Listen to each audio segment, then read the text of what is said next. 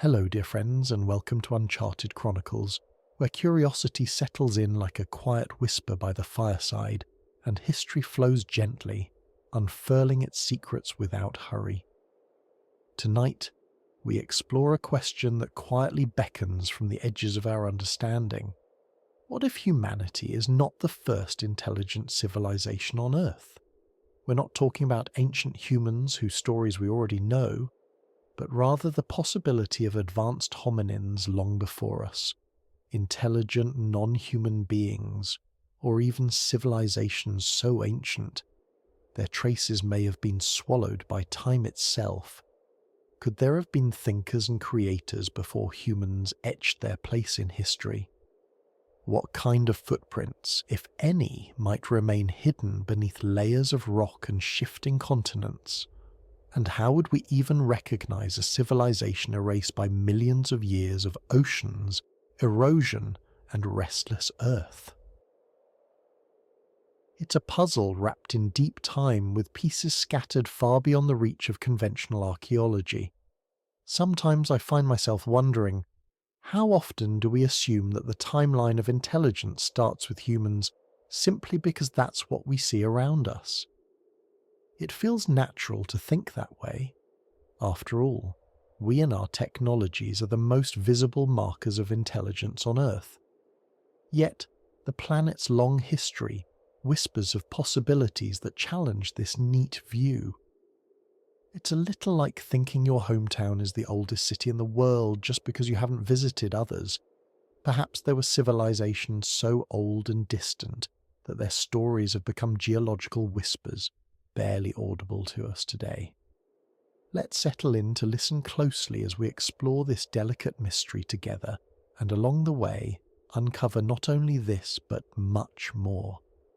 I would love to know where you're joining me from tonight, your city or country, and what time you're hearing this story. It helps me imagine a quiet shared moment across the world, our own kind of timeless connection. If you find this curiosity as inviting as I do, a gentle like to this video and a quiet subscribe to our channel would mean a great deal.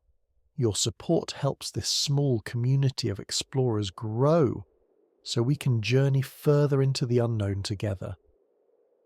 Now, take a deep breath, settle softly into your seat, and let us begin this journey into the hidden corners of Earth's ancient past.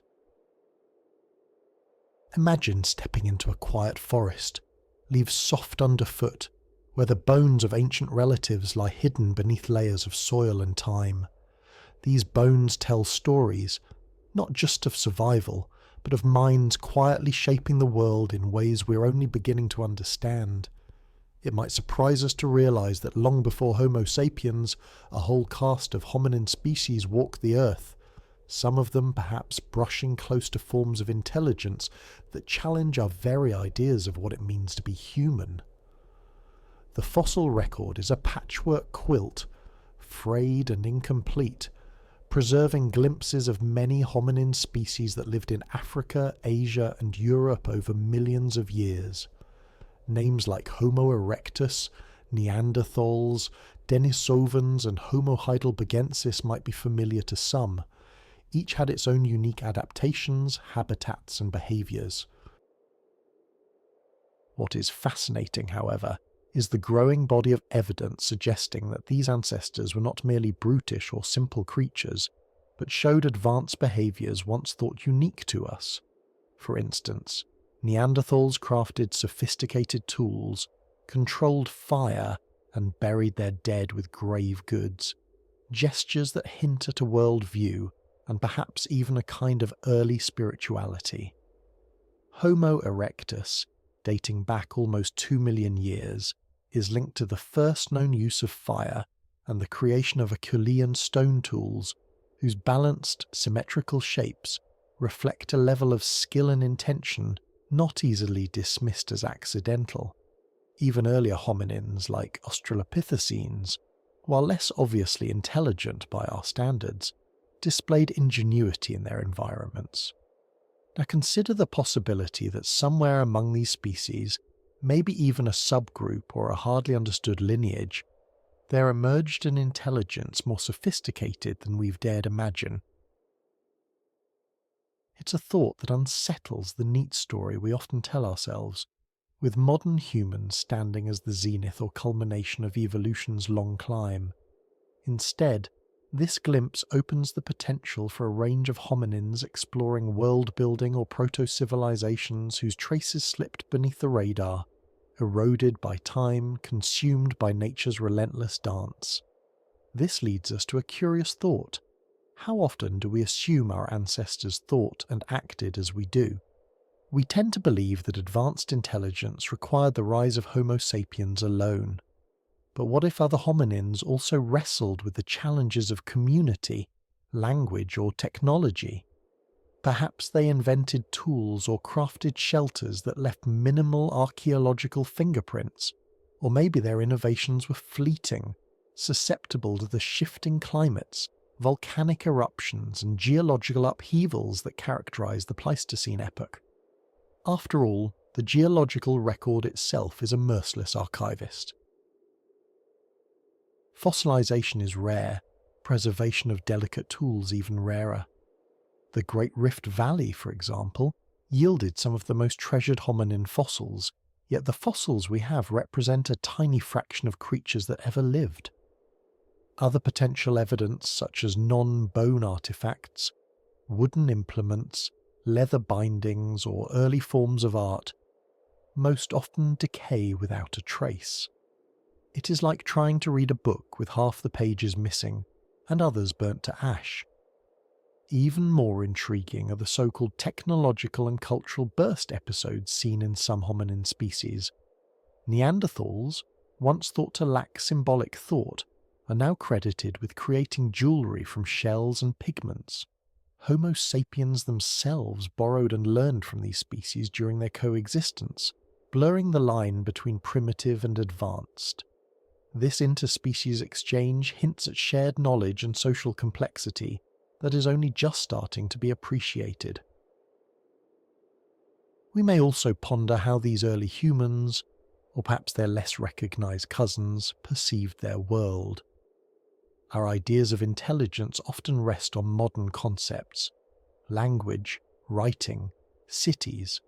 Yet intelligence could have manifested in ways more attuned to survival and adaptation.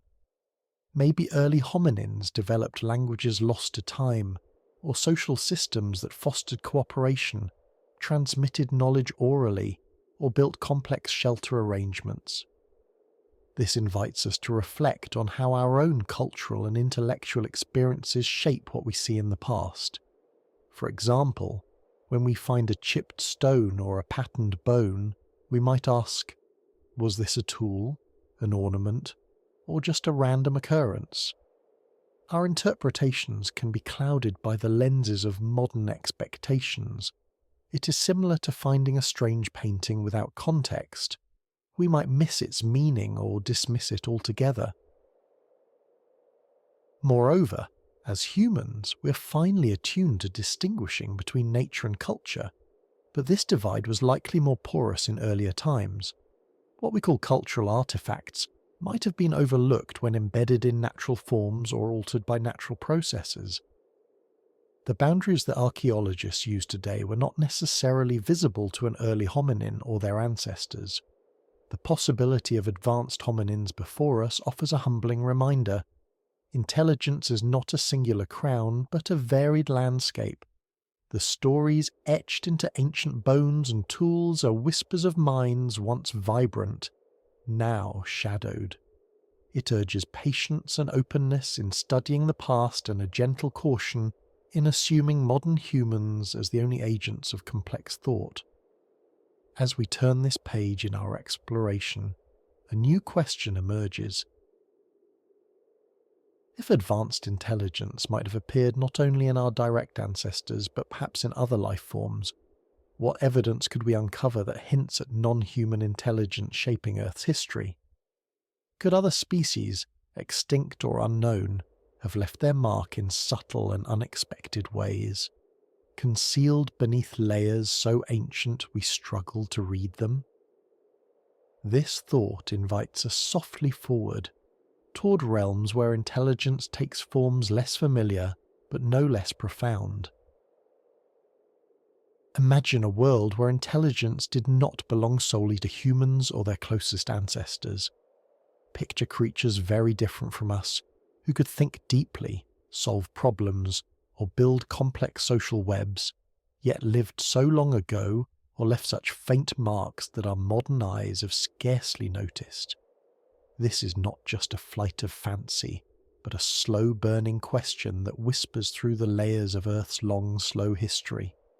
Could non-human beings, entirely unlike Homo sapiens or their relatives, have once risen to a kind of intelligence we would recognize? When we think of intelligence on Earth, our minds often jump to apes, dolphins, crows, and elephants. Of course, animals with noticeable smarts today. But what if, hidden deep in the branching tree of life, other lineages evolved their own forms of advanced cognition or social complexity, now lost to extinction and erased by countless millennia? Fossils, after all, are silent. They show us bones and shapes but rarely reveal thoughts or culture, and yet the Earth holds faint clues in the changes and marks on the landscape, subtle patterns not easily explained by simple biology or random natural forces. Consider the large extinct mammals of the past, or the many reptilian species that flourished before the rise of mammals. Some of these creatures lived in complex groups, or had uniquely developed brains for their time. For example, the dolphins of the Miocene epoch, nearly 10 million years ago, show signs of social behaviour and brain structures that hint at intelligence. And if we stretch our imaginations carefully, the ancient crocodilians, some remarkably large and adaptable, might have possessed more cognitive skills than we credit them with today. Unfortunately, without vocal communication or material culture easily preserved, these possibilities remain deeply speculative, but that doesn't render them impossible. There also exists the idea of shadow lineages, mysterious evolutionary paths branching off the main tree of mammals or reptiles, now fully extinct and missing from the fossil record. Perhaps some evolved enhanced problem-solving skills, tool use, or distinct communication methods. One might imagine an entirely different type of intelligence, one that did not leave behind stones carved into tools or structures, but rather influenced the environment in ways now subtle or hard to recognize. Changes in forest patterns, oddly shaped nests, or layers of soil turned by unknown hands before humans learned to dig. If we step back and think about intelligence itself, the question becomes not just who, but what we mean by this word. Is it marked by language, tool-making, or art? Or could it exist simply as complex social behaviours and strategies to survive and thrive? Humans often measure intelligence by traits familiar to us: language, writing, technology. Yet nature offers other ways to show cleverness. The way ants build vast colonies with coordinated roles, or how whales communicate through songs that travel thousands of miles underwater. Pause for a moment and think about this. Our everyday ideas about smartness are shaped by human culture and contemporary science. We know that animals like crows can use simple tools, or that elephants demonstrate morning rituals, but we rarely consider how history's lost creatures might have expressed their intelligence differently, leaving little direct trace. Is it possible that intelligence has worn many faces on Earth, some perhaps so alien to our senses we fail to recognize them? This invites a quiet, humbling. In the vast museum of life's history, might we be reading the exhibits too narrowly, searching only for reflections of ourselves? Scientific curiosity has often wandered down unexpected paths.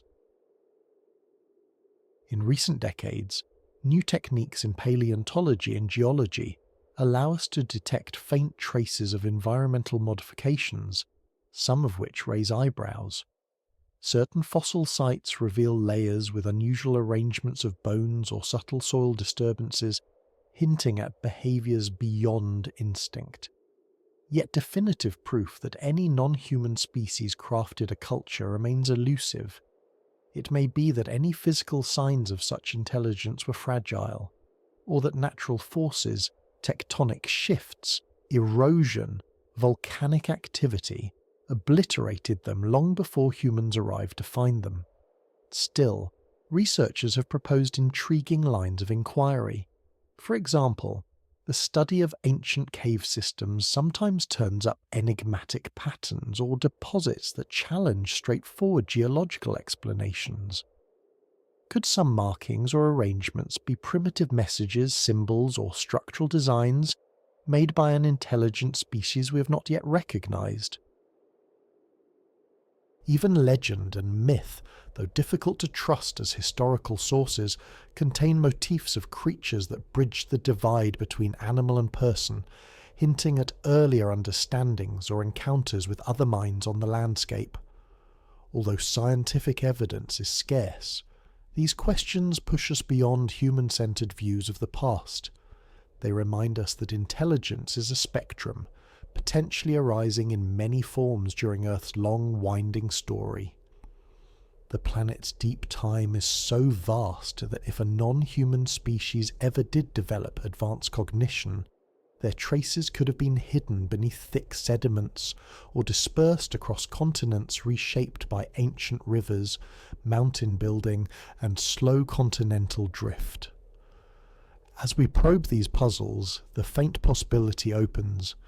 What if the first intelligence we think we know is only one of many efforts by life on Earth to reach for more complex understanding? Could intelligence be as much a natural force as erosion or the slow dance of tectonic plates?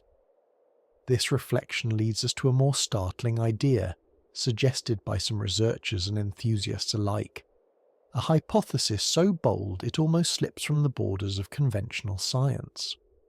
What if not only non-human, but deeply ancient civilizations built complex societies and technologies millions of years before humans?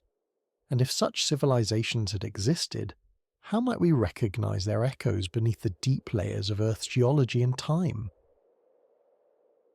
Imagine a world where towering cities once reached into the sky, not made of glass or steel as we know them, but perhaps from materials long since turned to dust or transformed beyond recognition.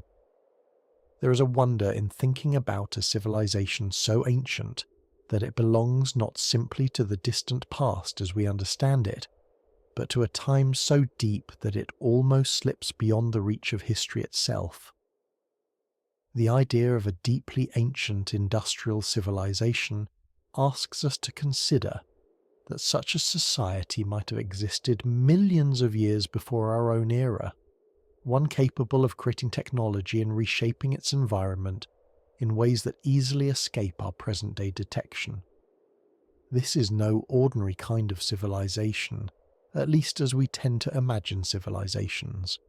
Our familiar timeline places the rise of complex society and industry within the last few thousand years, a blink compared to geological epochs.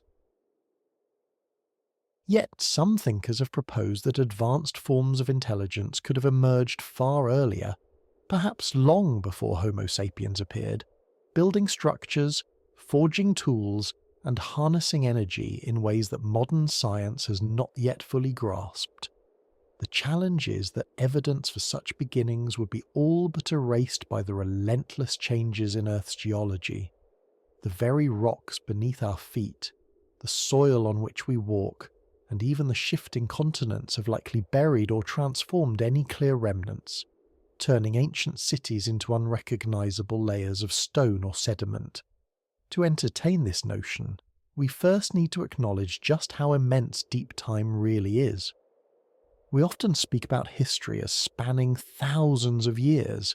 Geology, by contrast, deals with millions, even billions of years.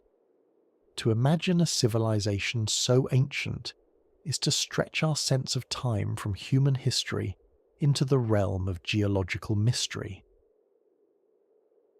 When we hear about fossils dated at millions of years old, we picture plants and creatures long extinct, but the possibility that intelligence, and not just life, could have blossomed, then challenges our very understanding of evolutionary progress. Scientists have long debated the speed and nature of intelligence evolving on Earth. Are humans truly the first sparks of cleverness, or is intelligence something more elusive and sporadic, capable of rising and falling in waves? Experiments with fossil records have yet to reveal obvious signs of technology beyond early tools used by hominins. But what if the signs are simply scattered, faded, or transformed beyond recognition?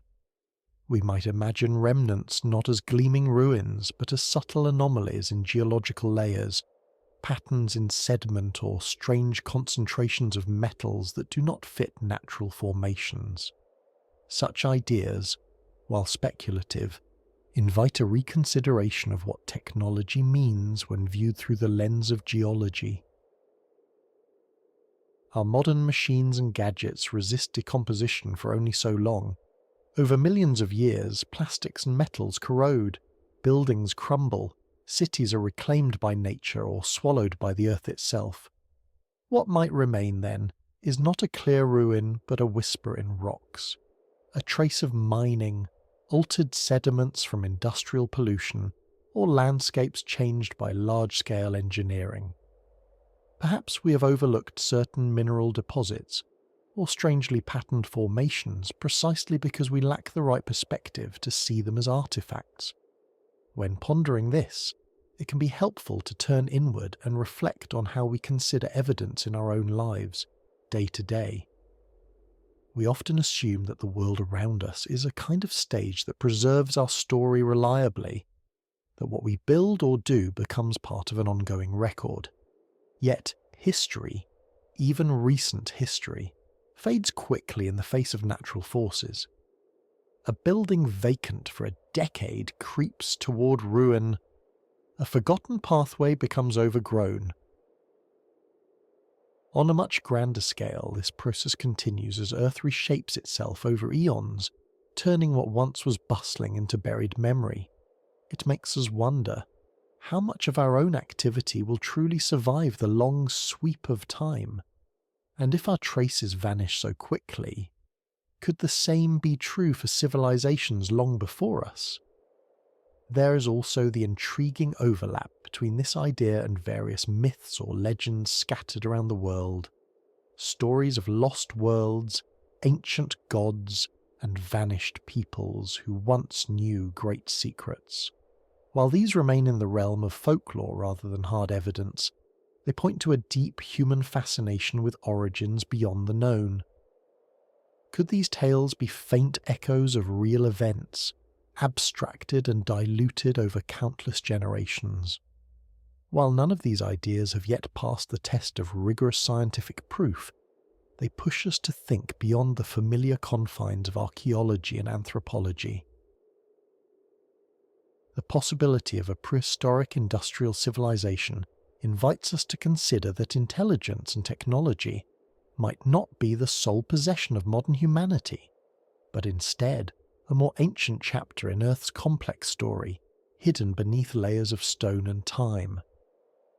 As we ponder these possibilities, it becomes clear that if such a civilization ever existed, uncovering its traces requires a new way of looking at the Earth. What kind of signatures should we search for, and how can we distinguish them from natural processes that mimic human activity? The challenge of finding a deeply ancient civilization is, in part, a question about the rocks themselves and how we read their silent stories. Could there be clues waiting for us to decode in the deep sediments and hidden folds of the planet's crust? And that leads us naturally to consider the enormous geological forces at work, plate tectonics, erosion, the deep ocean floors that continuously reshape our world and, just maybe, hold the key to unlocking secrets long lost. Plate tectonics and erosion are the Earth's incredibly slow yet persistent sculptors, moulding and remoulding the planet's surface in ways that almost seem designed to erase our history. Imagine a library where the pages are constantly being shredded and then reassembled into new books, some pages lost, some rewritten. This, in essence, is what happens to the geological and paleontological record over millions of years, making the search for ancient civilizations a profoundly difficult task. Our planet's crust is divided into vast tectonic plates that are forever on the move. They drift, converge, and sometimes one slides beneath another in a process called subduction. This action doesn't just rearrange the continents, it also drags entire sections of the seafloor, along with any clues buried within it, down into the mantle, where they melt away. So, if an ancient civilization left traces on land that has since been submerged, or on the ocean floor, those traces are likely gone for good. Even ancient shorelines, often prime spots for habitation, are vanishing beneath kilometres of water, or have transformed into mountainous regions far from the sea. Erosion adds its own quiet but unrelenting hand to this story. Wind, rain, freezing and thawing all chip away at stones, ruins and fossils, turning clear artifacts into unrecognisable bits scattered across the landscape. Over millions of years, any structures, tools or remains would be weathered down, buried or carried off, leaving barely a whisper of their existence. The very process that makes Earth a vibrant, living planet also acts as a subtle eraser of its past.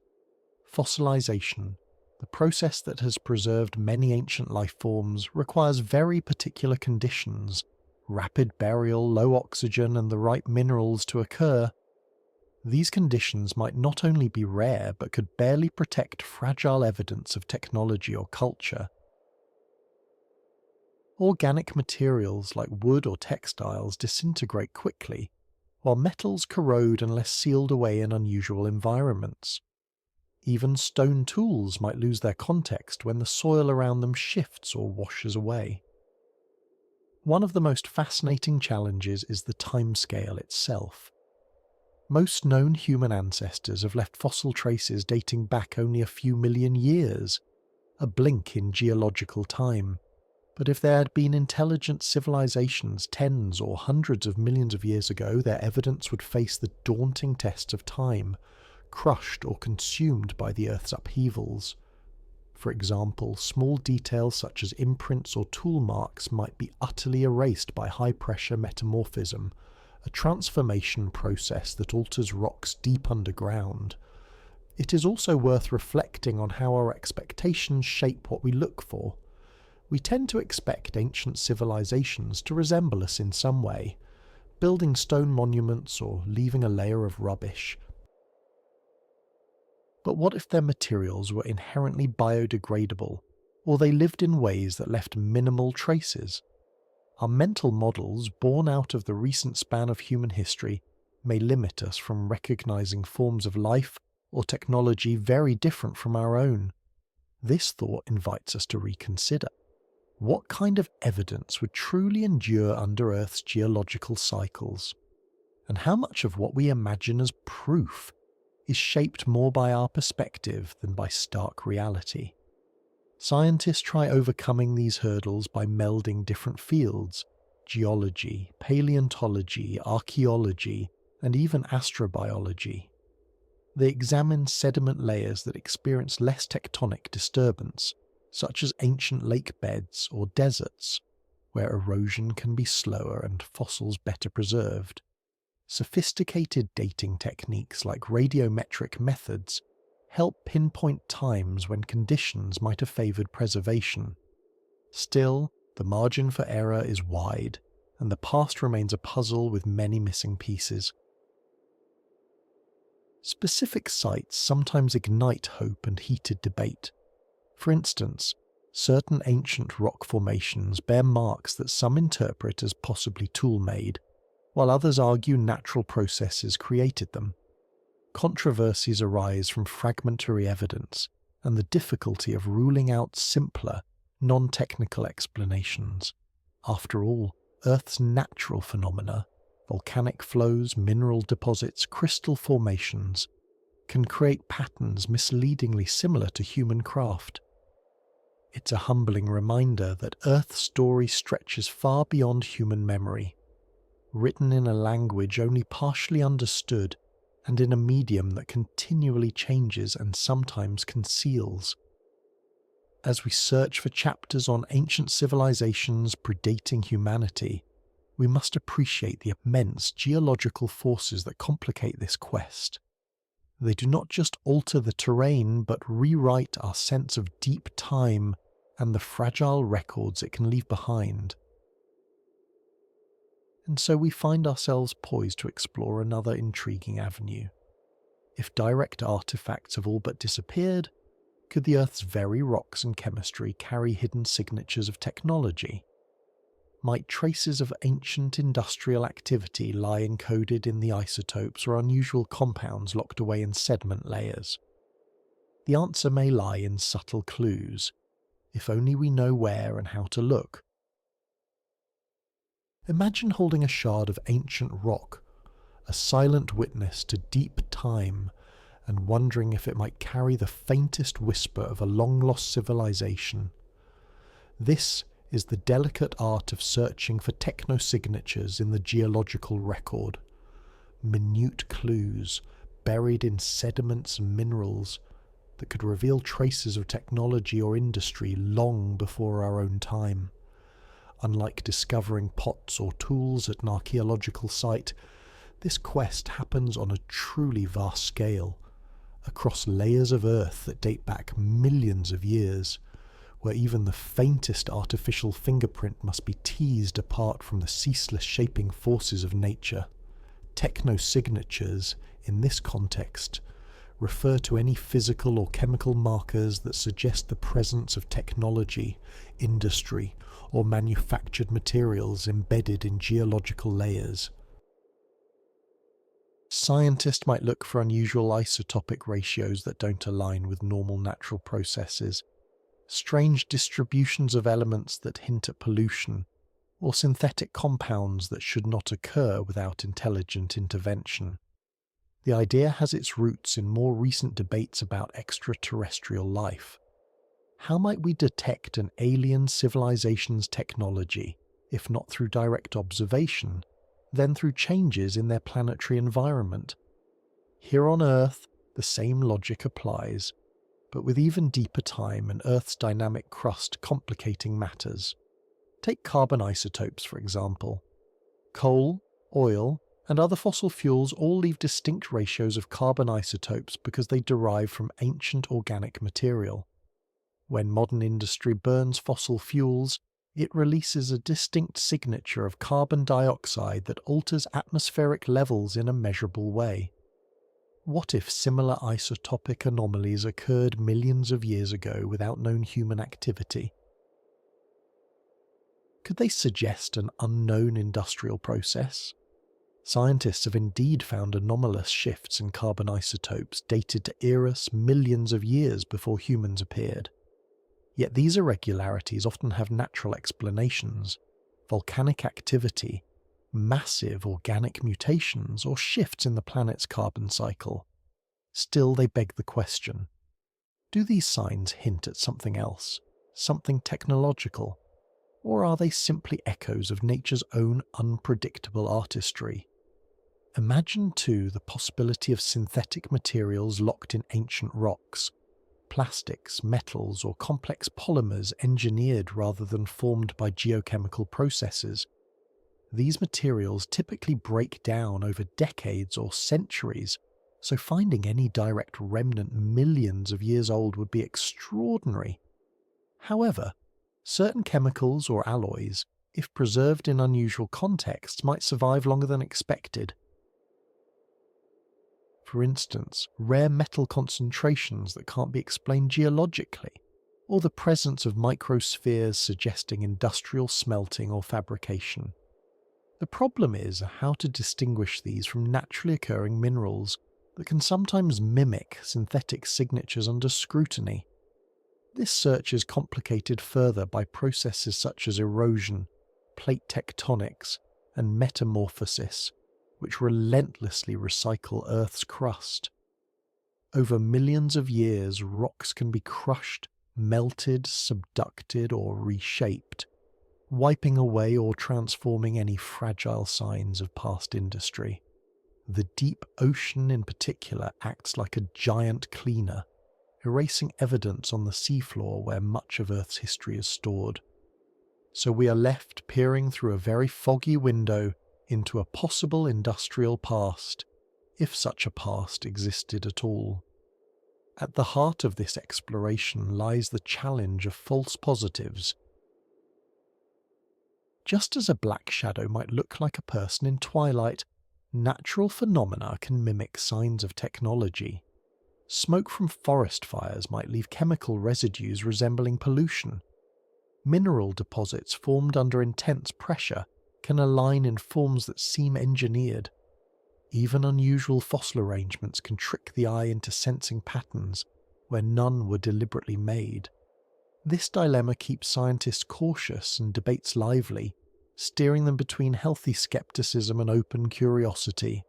It's interesting to think about how we, as a species, often look for other intelligences using the same chemical and geological footprints that human industry has left behind. We assume that advanced civilizations, regardless of their origin, might share common markers of technology, a kind of cosmic signature. But in doing so, are we projecting our own experience of industry onto times and beings that might have been entirely different? Perhaps ancient technologies did not rely on fossil fuels or metals. Perhaps their techno-signatures look fundamentally unlike our expectations. This thought invites reflection on how much our contemporary habits, like burning coal or producing plastics, shape the very questions we ask about the past. Between the lines of sediment and mineral grains, some researchers look not only for chemistry, but for structural hints, like unusual craters or layers unusually rich in metals that, while possibly geological, resist easy explanations. The intriguing part is that none of these signs definitively prove an ancient industrial civilization, but their presence demands an open mind. Could it be that somewhere in Earth's deep history, long before humans carved stone into tools, there were other beings whose technological whispers have simply been swallowed by time? Yet the mystery is sharpened by the fact that Earth's own geology is a restless artist. Mountains rise and fall, seas expand and shrink, rocks twist and fracture. It's as though any evidence of an earlier intelligence is continuously rewritten or erased. This serves as a humbling reminder. Even if there was a civilization that once flickered across Earth's vast epochs, we might be searching for the faintest traces of light through a fog of deep time. As these scientific detectives peer into geological books written in stone, their patience is remarkable. The layers must be read with care lest natural riddles be mistaken for artificial signatures. The pursuit itself becomes a meditation on how fragile civilization might be in the face of immense geological forces. If an ancient industrial civilization did ripple briefly through Earth's deep past, how complete could their story ever be, left only to the slow turning of sediment and the quiet movements of continents? This search for techno-signatures naturally leads us to contemplate the puzzling, sometimes controversial, artifacts and fossil forms that occasionally appear. What if some strange fossil or out-of-place tool offers more than coincidence or contamination? How do we discern between nature's quirks and deliberate craftsmanship? Could these enigmatic finds actually hint at lost chapters in Earth's intelligence? The next step in our story will explore these provocative discoveries that tiptoe between science and mystery, inviting us to reconsider what history might hide beneath its sedimented calm. Imagine holding an object in your hand that looks at first like an ordinary piece of stone, but then, upon closer inspection, its shape seems far from natural, a chipped edge here, a smooth groove there, suggesting it was once a tool. Yet, this tool lies buried deep within layers of rock, older than any known human presence, or found alongside bones that don't quite fit the expected forms. Such is the quiet mystery of some controversial fossil and artifact discoveries, pieces that challenge the straightforward story about who or what made them and when. These finds appear as intriguing whispers from the distant past, demanding attention but provoking hesitation. Take the case of the so-called out-of-place artifacts, or OOPArts as they are sometimes called. Over the last 2 centuries, scattered reports have emerged of strange objects perceived as too advanced for their supposed age or location. Tools made of metal in sediments millions of years old, or stones that look knowingly worked, but are discovered in areas devoid of any clear human activity at the time. Perhaps the most famous example is the London hammer, found embedded in a limestone concretion that some estimated could be several 100 million years old, long before humans existed. While skeptics suggest these are more recent intrusions or natural geological oddities, others have wondered if we are glimpsing the faint footprint of a prior intelligence somewhere in Earth's ancient history. Then there are fossils themselves, remnants of creatures that don't fit neatly into our understanding of evolution. Sometimes an unusual bone structure or a curious skull fragment shows traits that defy classification.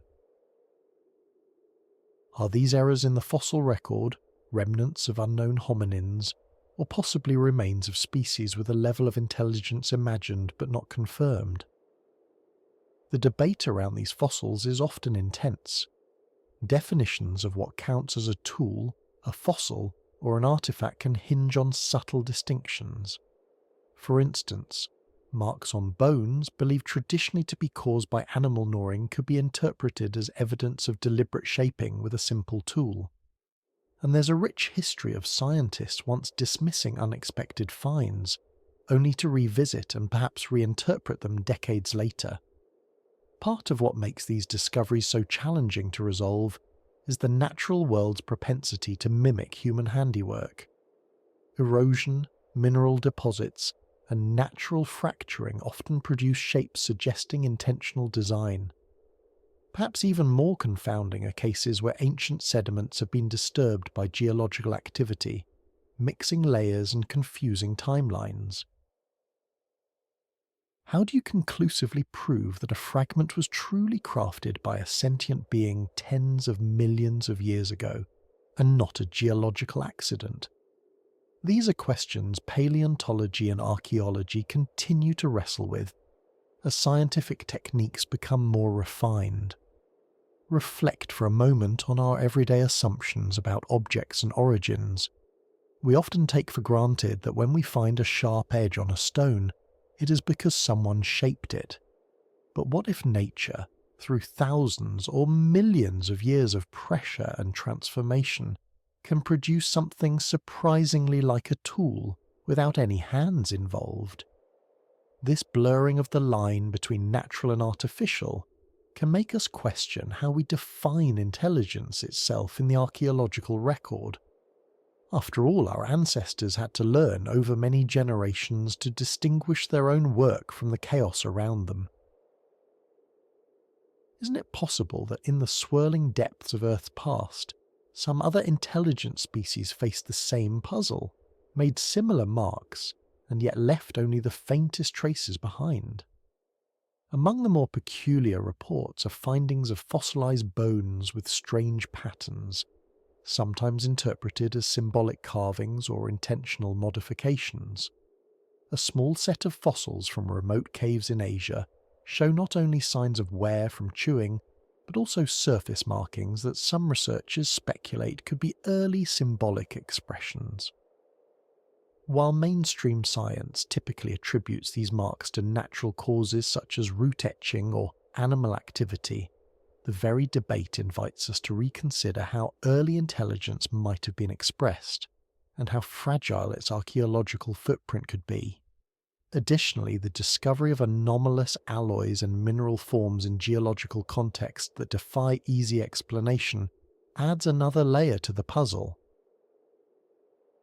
For example, in some ancient rock layers, material resembling bronze or other man-made metals has been found, well predating humanity's known mastery of metallurgy.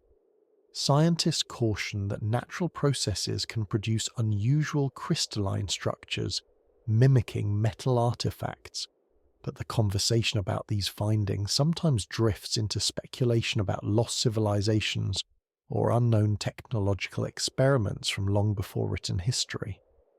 All of this would be easier to dismiss, perhaps, if it weren't for the fact that human history itself is written amid countless gaps and blind spots. For instance, the infamous Piltdown Man hoax in the early 20th century misled researchers for decades, showing how carefully constructed falsehoods or misunderstood evidence can cloud scientific judgment. That history serves as a reminder. Sometimes the truth is hidden in plain sight, waiting for tools and perspectives to catch up to the subtle signals left by time. One reason these discoveries stir quiet controversy is that they challenge deeply held timelines and narratives about human origins, civilization, and intelligence itself. They ask us to imagine a world where we are not the only actors, or not the first ones, on a complex stage. Yet science demands rigour, and in many cases illuminates how contamination, geological quirks, or modern interference can explain these finds better than extraordinary hypotheses. The line between genuine anomaly and misinterpretation remains thin. This balancing act between skepticism and open curiosity is precisely what makes the story so fascinating. It carries the subtle tension of knowing there could be chapters of Earth's history still unwritten, stories more fleeting and delicate than bones or stones can easily preserve. And as this question lingers, could there have been previous intelligent species leaving just faint echoes seemingly swallowed by time and nature? Our thoughts begin to drift toward the shadows these lost figures might have cast upon human culture. Is it possible that myths and legends, those rich wells of symbolic memory whispered across generations, might offer another kind of trace, a subtle signal caught between fact and imagination? What could these ancient narratives teach us about the mysterious footprints recorded not in fossils, but in stories passed down by countless voices? There is something quietly captivating about the idea that nestled within the stories people have told for thousands of years, there might be faint, flickering remnants of real ancient worlds, not just fiction or fancy, but echoes of civilizations lost before recorded history began. Across many cultures, myths speak of golden ages long past, times when beings of great wisdom walked the earth, taught people secret knowledge, and shaped the early foundations of culture. These tales, passed down from one generation to the next, often feel like a distant melody, one that carries not just imagination, but perhaps shards of genuine memory, blurred and transformed by time. When we look closely at these myths and legends, a fascinating pattern emerges. Nearly every part of the world has stories mentioning a distant era of great knowledge or powerful beings who vanished under mysterious circumstances. The Sumerians spoke of the Anunnaki, demigods who descended from the heavens and taught humanity arts and sciences. The ancient Greeks told of the Titanomachy and primordial ages before the reign of the Olympian gods.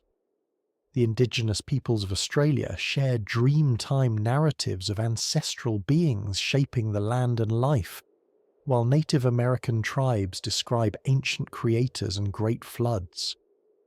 Are these all simply metaphorical tales, or could they be fragmented recollections of prehistoric experiences, preserved through generations using symbols and ritual? In a way, It's understandable that we might look at myths with a bit of skepticism, as if they were fairy tales by default.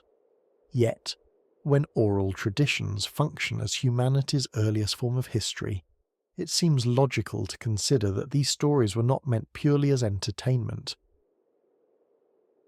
They were often vehicles for preserving important truths and warnings, complex layers of cultural knowledge encoded in memorable narratives so they could be carried safely through centuries of oral transmission, especially when writing was scarce or non-existent.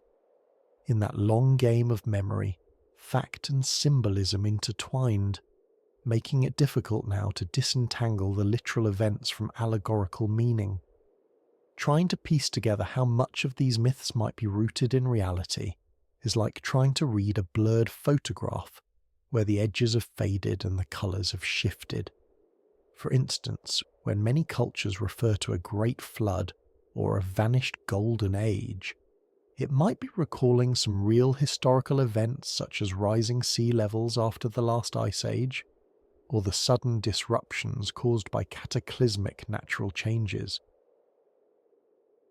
These story motifs are strikingly similar around the globe, even though the cultures that tell them may have had no contact, suggesting a shared human experience, or perhaps a collective memory of a very ancient past, when intelligent beings or civilizations existed in forms quite different from our own.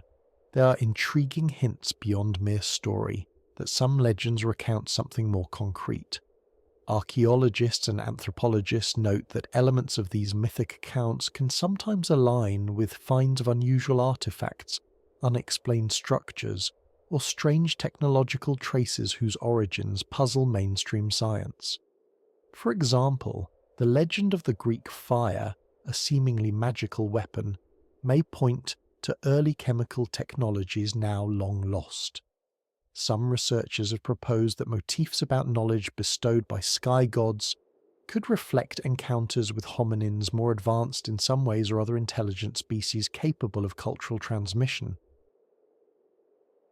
It's worth pausing here to reflect on how we treat stories today. We often imagine ourselves firmly anchored in the reality of documents, photographs, and digital records, a world where tales must be readily verifiable to be believed. But for much of human history, memory was a living, breathing thing, transmitted orally, enriched by poetry and mnemonic devices. Could it be that our ancestors, with no libraries or hard drives, managed to nurture threads of ancient truth through myth? And if so, what sort of knowledge or history might have slipped through our grasp, hidden in stories, waiting quietly to be rediscovered? Skeptics will rightly point out that myths change over time, absorbing new layers of interpretation and often reflecting the fears and hopes of their tellers more than objective history. But the persistent recurrence of certain patterns, the lost ages of wisdom, the arrival and departure of powerful beings, the cyclical nature of time, suggests an underlying human attempt to remember a complex past, perhaps one intertwined with intelligent life that predates us in more ways than one. From a scientific perspective, this idea is fragile but tantalizing. The burgeoning field of archaeoastronomy, for example, studies how ancient stories align with celestial events, hinting that some myths encoded sophisticated observations. Developments in geology and paleontology provide material evidence of ancient abrupt environmental changes, lending possible context to the stories of cataclysmic upheavals described by early peoples. Meanwhile, new findings in disciplines like ancient DNA analysis and paleoanthropology continue to expand our understanding of how diverse hominin species interacted and evolved, not all of which fits neatly into standard historical narratives. Still, one must tread carefully here, distinguishing scholarly inquiry from wishful speculation. The idea that myths might conceal echoes of an ancient intelligent civilization isn't a new one, but it has seldom moved beyond the boundary between folklore and rigorous archaeology. This is partly because tangible, undisputed artifacts or ruins to confirm these ancient stories remain elusive, buried beneath layers of geological time or transformed beyond recognition by natural forces. This brings us to a quieter, more unavoidable question. If such civilizations did exist so far back in time, why is so little physical evidence visible today? How did erosion, rising oceans, and the shifting of the Earth's surface conspire to erase the footprints of those who might have come before us? The next part of our journey will explore how the very planet on which these myths were born might have hushed their stories in stone and sand, swallowing them beneath waves and dirt, leaving us perhaps with nothing but whispered legends and fragmented clues. What does it mean when the Earth itself becomes the greatest storyteller's silence? Imagine a coastline that once flourished with life and perhaps with minds not unlike our own, now submerged beneath the gentle waves of a restless ocean. The story of erosion and oceanic forces reads like a slow, patient eraser, wiping away the footprints of ancient beings long gone. This constant reshaping of our planet's surface quietly but relentlessly changes the face of archaeological evidence, making the search for lost civilizations feel almost like chasing shadows. Erosion begins with something as simple as a raindrop falling on a hill, and over thousands or millions of years, it can reshape entire landscapes. The wind, rain, rivers and ice collaborate in a natural choreography, breaking down rock and soil, carrying sediments downstream, and slowly wearing down mountain peaks. Consider the gentle but relentless pull of a river cutting a canyon over geologic time, or the coastal cliffs eroding into the sea, their secrets slipping quietly into the surf. When you think about it, much of the Earth's surface that was once dry land is now submerged or gone, making it difficult for archaeologists to firmly place any ancient ruins or artifacts. Coastlines are especially vulnerable. Sea levels have not been static throughout Earth's history. In fact, they have risen and fallen dramatically due to climatic shifts, glaciations, and tectonic activity. During the last ice age, for instance, sea levels were much lower than today, exposing vast areas called continental shelves that are now deep underwater. These areas would have been ideal places for early humans or other intelligent species to settle, because shorelines provide rich food sources and moderate climates. Yet most of these territories now rest beneath hundreds of meters of water. Imagine the kind of settlements that could have thrived there. Then picture them slowly swallowed by the ocean as glaciers melted and seas rose. Their remains, if made of fragile organic materials or even stone, might have been swept away or buried under layers of sediment, hidden from view and beyond reach for now. But the ocean does more than just cover these sites. It actively participates in their erasure. The motion of waves, storms, and underwater currents moves sediments, breaks down materials, and often scatters artifacts across large areas. Imagine a fragile pottery shard slowly tumbling on the seabed, battered by pebbles and sand, edges wearing smooth until only an unidentifiable fragment remains. Underwater volcanic activity and chemical reactions can dissolve or corrode materials, making organic and even stone evidence difficult to recover. A modern technology, while advanced, still struggles to sweep these vast submerged landscapes thoroughly, making underwater archaeology a painstaking, often incomplete endeavour. At the same time, we might consider the habits and assumptions we carry when thinking about where and how intelligent beings would live. We often picture civilizations on stable land, erecting monuments and cities untouched by the sea. Yet, if we expand our view to the ancient past, we see a dynamic Earth, its surface forever restless. Perhaps early intelligent societies adapted to this fluid environment, building settlements that could be impermanent temporary or hidden within changing landscapes. It invites us to reflect on our own terrestrial-centric viewpoint. Would we recognize the traces of a civilization that did not build as durably as we hope, or that embraced mobility and flexibility over permanence? Such thoughts gently remind us that what we call evidence may be very different if measured against the standards of our ancestors, or of an entirely unknown intelligence. The challenge is immense. The processes that bury and erase ancient settlements are natural and ongoing. Sediments eroded from one place often deposit in another, rearranging the geological record. Coastal erosion can leave cliff faces bare, revealing some ancient layers yet simultaneously destroying others. Over millions of years, landscapes transform so radically that even an advanced intelligence's industrial or architectural remnants might be dulled to faint blurs in the rock record, if they survive at all. These considerations urge humility. The absence of visible ruins does not necessarily imply an absence of ancient cultures or technologies. This interplay of erosion and ocean explores a vital piece of the deep history puzzle.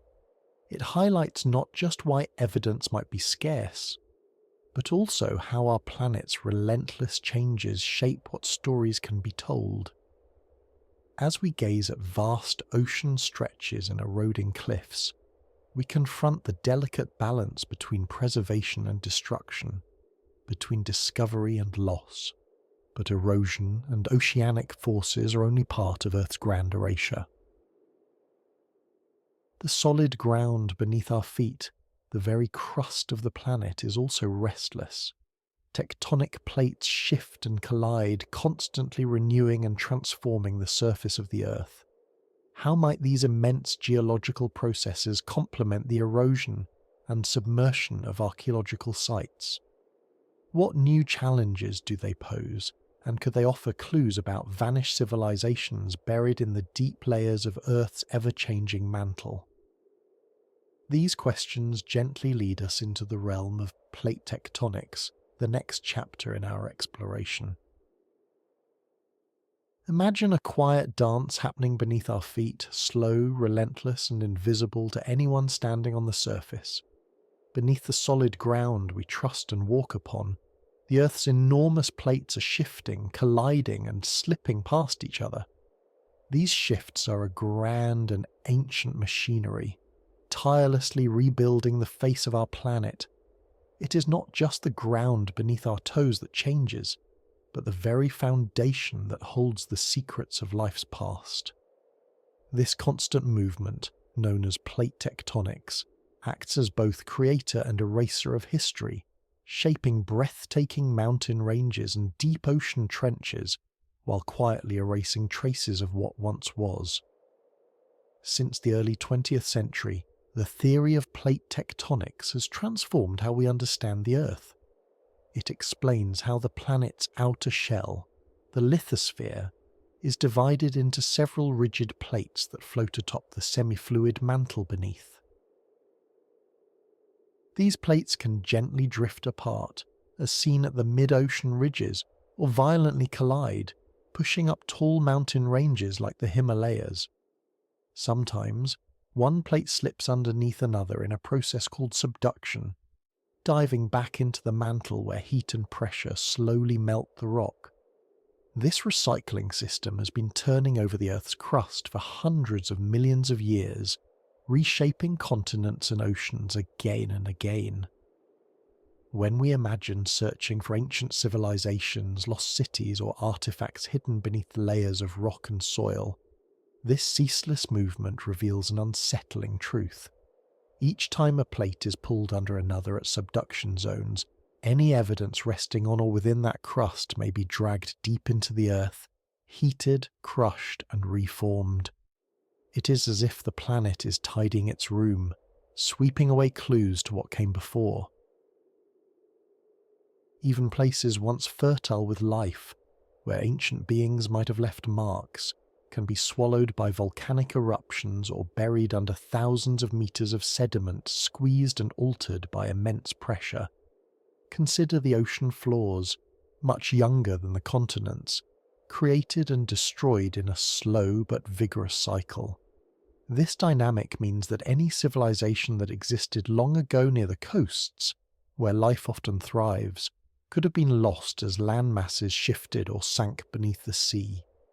Over hundreds of millions of years, ocean basins widen and close, dragging along islands and continents, breaking apart old habitats and resurfacing new ones.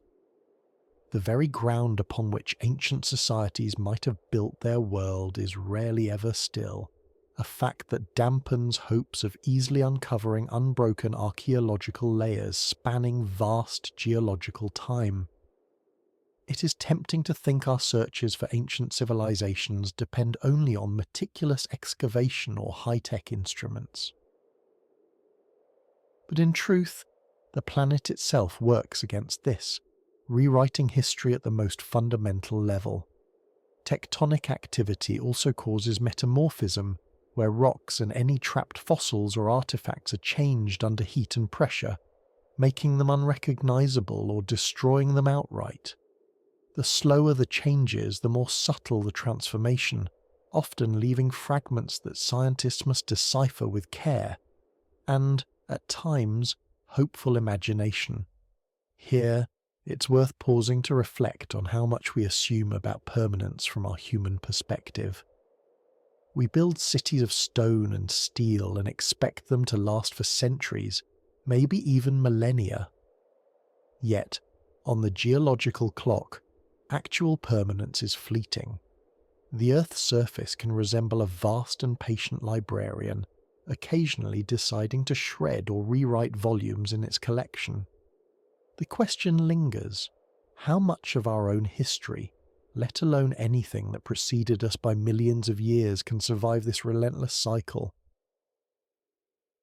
It is a humbling reminder that what we see in the rock record is both a treasure and a puzzle, full of gaps shaped not only by time but by the restless nature of our planet. Scientific efforts to understand this impact have been significant. Geologists map ancient plate boundaries and reconstruct past continental positions, referred to as paleogeography, revealing how landscapes have migrated and transformed. For example, stories of the supercontinent Pangaea show that at one time, most of Earth's land masses were joined in a vast single expanse, only to drift apart over tens of millions of years.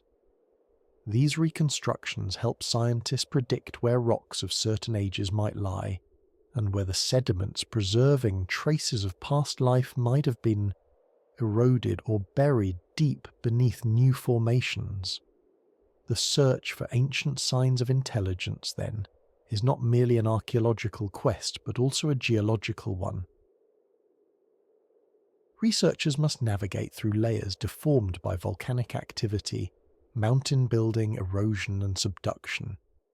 In some cases, fossils and artifacts survive precisely because they were rapidly buried in sediment or caught within stable cratons, sections of ancient continental crust resistant to recycling. Yet even these areas tell a fragmentary story, with many records lost or distorted. As we ponder this, it becomes clear why finding direct, unequivocal proof of civilizations hidden deep in Earth's distant past is such a challenge. The very crust that could host these remnants is often renewed, recycled, or concealed beneath new formations. Sometimes a broken stone tool or a fossilized bone fragment might hint at intelligence long gone, but these hints are rare and contested. They must be distinguished from natural formations altered by geological forces, a task almost like separating whispers from a roaring wind. This complex dance of destruction and creation invites us to look beyond what is simply visible, urging us to seek alternative forms of evidence. Could there be clues etched not only in artifacts, but in the chemical signatures within rocks? Might tiny anomalies in isotopic compositions or unusual mineral deposits tell hidden stories of past activities? The planet's movements may have erased many traces, but they may also have left subtle marks waiting to be interpreted. And so, if plate tectonics acts as such a powerful eraser, it prompts us to wonder, given this restless planet beneath us, where and how might we begin the search for those ancient signs that have so far eluded discovery? Is it possible that some clues lie hidden in places untouched by this geological recycling, or in forms we have yet to recognize? This question gently leads us toward the role of fossilization and the ways in which preservation itself may guide or limit our understanding, shaping the shadows of past worlds that reach into our present. There's a subtle whisper in the deep earth, a message barely caught and easily lost, carried on the fragile wings of time. Imagine a delicate paper airplane tossed into a vast storm. Only the sturdiest parts might reach shore, while the rest dissolves into the wind. This is the quiet challenge of fossilization and preservation bias, a force that shapes not only what remains of ancient life, but what we can ever hope to know about it. When we think of fossils, familiar images come to mind: sturdy bones, teeth, and shells locked in stone. A dinosaur's claw, a trilobite's shell, the solid imprint of a long-gone creature's footprint. These are the survivors of deep time's relentless sieve. Hard tissues resist decay. They mineralize over millennia, preserving shapes and forms with remarkable fidelity. But what about the soft and ephemeral? Skin, muscle, feathers, wood, fibers, and even complex tools fashioned from plant materials, leather or unprocessed compounds fade swiftly, often vanishing before they can leave a trace. This selective survival is what scientists call preservation bias. This skewed record means that the story carved into stone is incomplete, perhaps drastically so. If a civilization, whether human or otherwise, relied on materials that nature quickly reclaimed, their legacy might be invisible to us today. An ancient society's wooden huts, woven baskets, or early paper scrolls, for instance, would scarcely survive thousands of years, let alone millions. What if early intelligent beings harnessed such fragile inventions instead of stone or metal? Our hard rock archives would be deaf to their quiet existence. Fossilization itself is a peculiar process, requiring very particular circumstances: rapid burial, lack of oxygen to slow decay, mineral-rich waters to replace organic matter. Most organisms perish and dissolve without a trace. This explains why soft-bodied animals are comparatively rare in the fossil record, despite their abundance in life. Imagine how much more challenging it is to detect a civilization built from organic or biodegradable materials, whose traces might exist only as faint chemical whispers within the sediment. There is an unexpected twist here. The very environments that preserve bones and shells often destroy artifacts and vice versa. A dry cave may harbour exquisite stone tools, while a swamp might preserve ancient pollen but erase metal remains through corrosion. This creates an uneven mosaic of evidence, with gaps the size of entire eras or continents. Perhaps you've noticed, even in your own home, how certain things endure while others fade away. An old photograph printed on glossy paper may last centuries, yet a handwritten letter on simple paper can crumble within decades if not carefully stored. In much the same way, nature's invisible hand decides what lasts, what disintegrates, and what is lost entirely. Thinking about this invites us to reflect on just how much of history might be missing, not just for humans, but for any intelligent beings who walk these lands long before our time. If evidence must cling to hard stone, what stories vanish with every eroded leaf or vanished strand of fibre? Some scientists have explored the idea of techno-signatures, physical or chemical signs hinting at past technology that might survive geological epochs, Traces of unusual metals, synthetic compounds, or altered rock formations could hold clues, but distinguishing them from natural processes is delicate. One early example comes from studies of ancient fired clay, which hardens and preserves its shape, offering glimpses into early human craft. Yet, clay's survival over immense stretches is rare, and most evidence decays away. Paleontologists occasionally find rare fossils known as Lagerstätten, deposits where conditions were so perfect that softer tissues, feathers, or even stomach contents remain preserved. These extraordinary windows give us fleeting glimpses into worlds otherwise hidden. But such preservation is the exception, not the rule, a fragile breath against the storm of time. If evidence of ancient intelligence depended on equally rare circumstances, then our chances of discovering them diminish with every passing million years. Plate tectonics, too, takes its toll. Continents drift, collide, and sink, with great slabs of ancient crust vanishing beneath the oceans or recycling deep into the mantle. Entire landscapes, cities, or footprints from billions of years ago might lie crushed and melted beneath our feet, or buried under miles of sediment and rock layers. The ocean floor is a particularly unforgiving archive, constantly renewed as plates shift. Despite this daunting loss, there have been occasional puzzling finds, stones with strange carvings, little-known artifacts in unexpected strata, or anomalous chemical signals that some propose could be ancient technosignatures. None so far offer conclusive proof, yet their very existence teases our curiosity and invites new questions. Could there be undiscovered pockets of data buried under relentless layers of mud and time? As we sift through the surviving fragments, it becomes clear that our judgments about the past rely on what could survive, not all that ever was. This stark reality is the whispered paradox of paleontology and archaeology. Knowledge grows from absence as much as presence.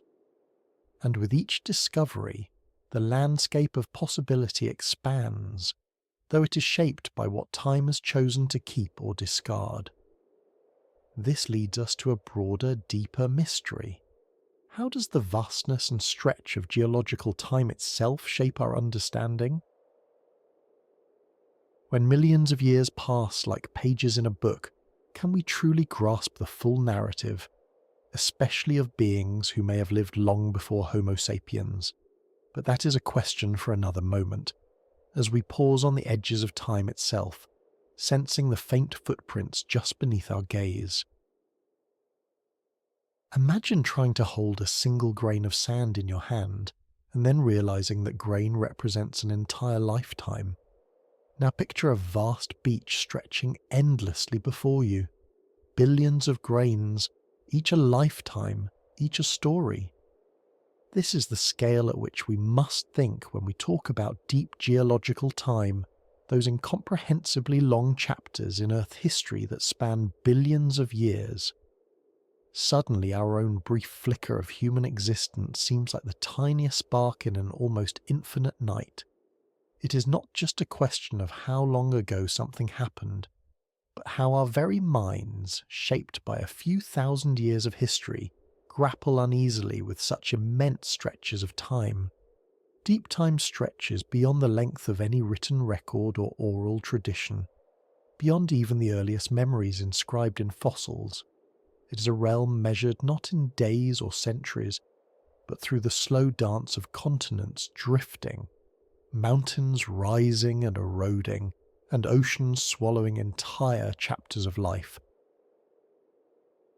When we look back to those periods, we find clues not in neat archives, but hidden in the layers of rock beneath our feet, or in chemical traces virtually invisible without specialized instruments. The landscape around us, so familiar, is like a palimpsest, overwritten countless times by forces so large and slow, their passage almost removes any memory of what came before. This is why the idea that other intelligent civilizations might have arisen and vanished eons before our own is so quietly unsettling. It asks us to stretch our sense of memory to a degree our ancestors never imagined. One of the central challenges in contemplating such ancient civilizations is that our natural way of understanding history is firmly rooted in a human scale. Lives counted in years or centuries, events recorded by storytellers and scribes, artifacts carefully buried and preserved. Yet, when something happens millions or even billions of years ago, the usual signs we rely on become fragile or vanish altogether. Imagine if someone were to try to find the remains of a city buried beneath miles of sediment, then amplify that difficulty to a level where time has shifted the very ground beneath it and erased surface clues through relentless tectonic movement. Today, the Earth's surface has gone through so much that no clear footprints remain from most of its ancient epochs. This erasure is not just physical but conceptual. It limits how we perceive what might have been. It's also fascinating to reflect on how our assumptions about time affect our understanding of life and intelligence. We tend to think intelligence is a recent development, something that blossomed with Homo sapiens in a few tens of thousands of years. But what if intelligence really took a winding path, with many attempts and dead ends, all washed away or hidden by time? Our everyday sense of time hardly prepares us to imagine entire civilizations rising, reaching technological brilliance perhaps beyond ours, and then quietly slipping back into oblivion without a trace. If we borrow a moment to think about how people today might view the distant past, often as little more than curiosity or myth, it reminds us just how narrow our temporal window is. We rarely ask whether what we don't know outweighs what we do know, or if our expectation of continuous progress blinds us to alternative histories. Looking back to the 18th and 19th centuries provides an example of this shifting awareness.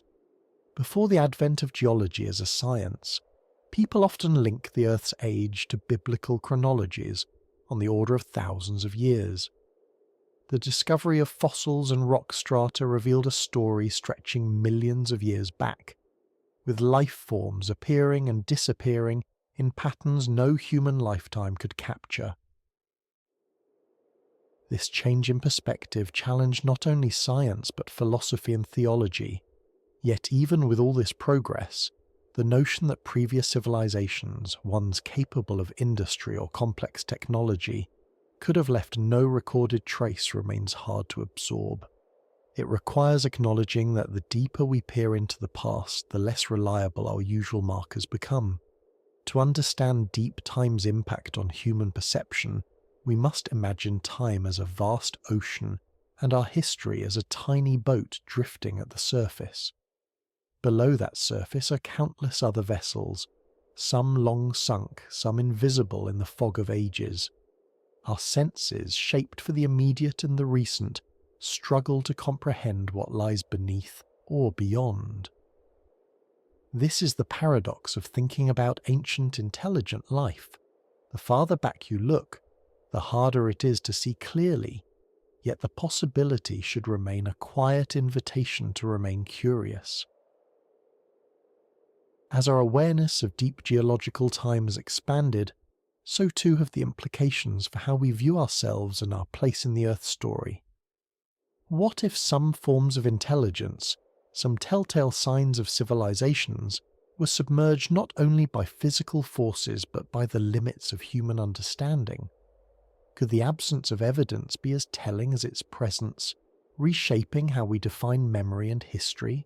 And if deep time so easily washes away traces, what methods or clues might still lie waiting for us to uncover? Hidden in the chemistry of ancient rocks, the subtle patterns of erosion, or in myths that shadow forgotten truths? These questions gently pull us onward, toward the challenge of evaluating the scientific evidence, or absence thereof, for civilizations that might have walked this earth long before us. It might come as a surprise, but science holds a rather cautious compass when it comes to identifying past civilizations. Here, the compass doesn't point to fanciful tales or alone in the world momentous finds. Instead, it steadies on evidence that any curious mind anywhere on the planet can test and verify. Not unlike a recipe that anyone following the steps should end up with the same cake.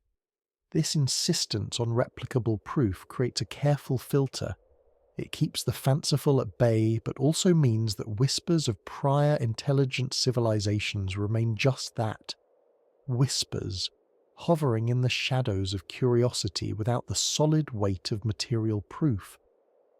Imagine for a moment the vast archaeological layers scorched by time, scattered under shifting soils and the slow hum of plate tectonics. These are the grand archives of human and pre-human pasts, rich with bones, tools, and the fossilized fingerprints of daily lives.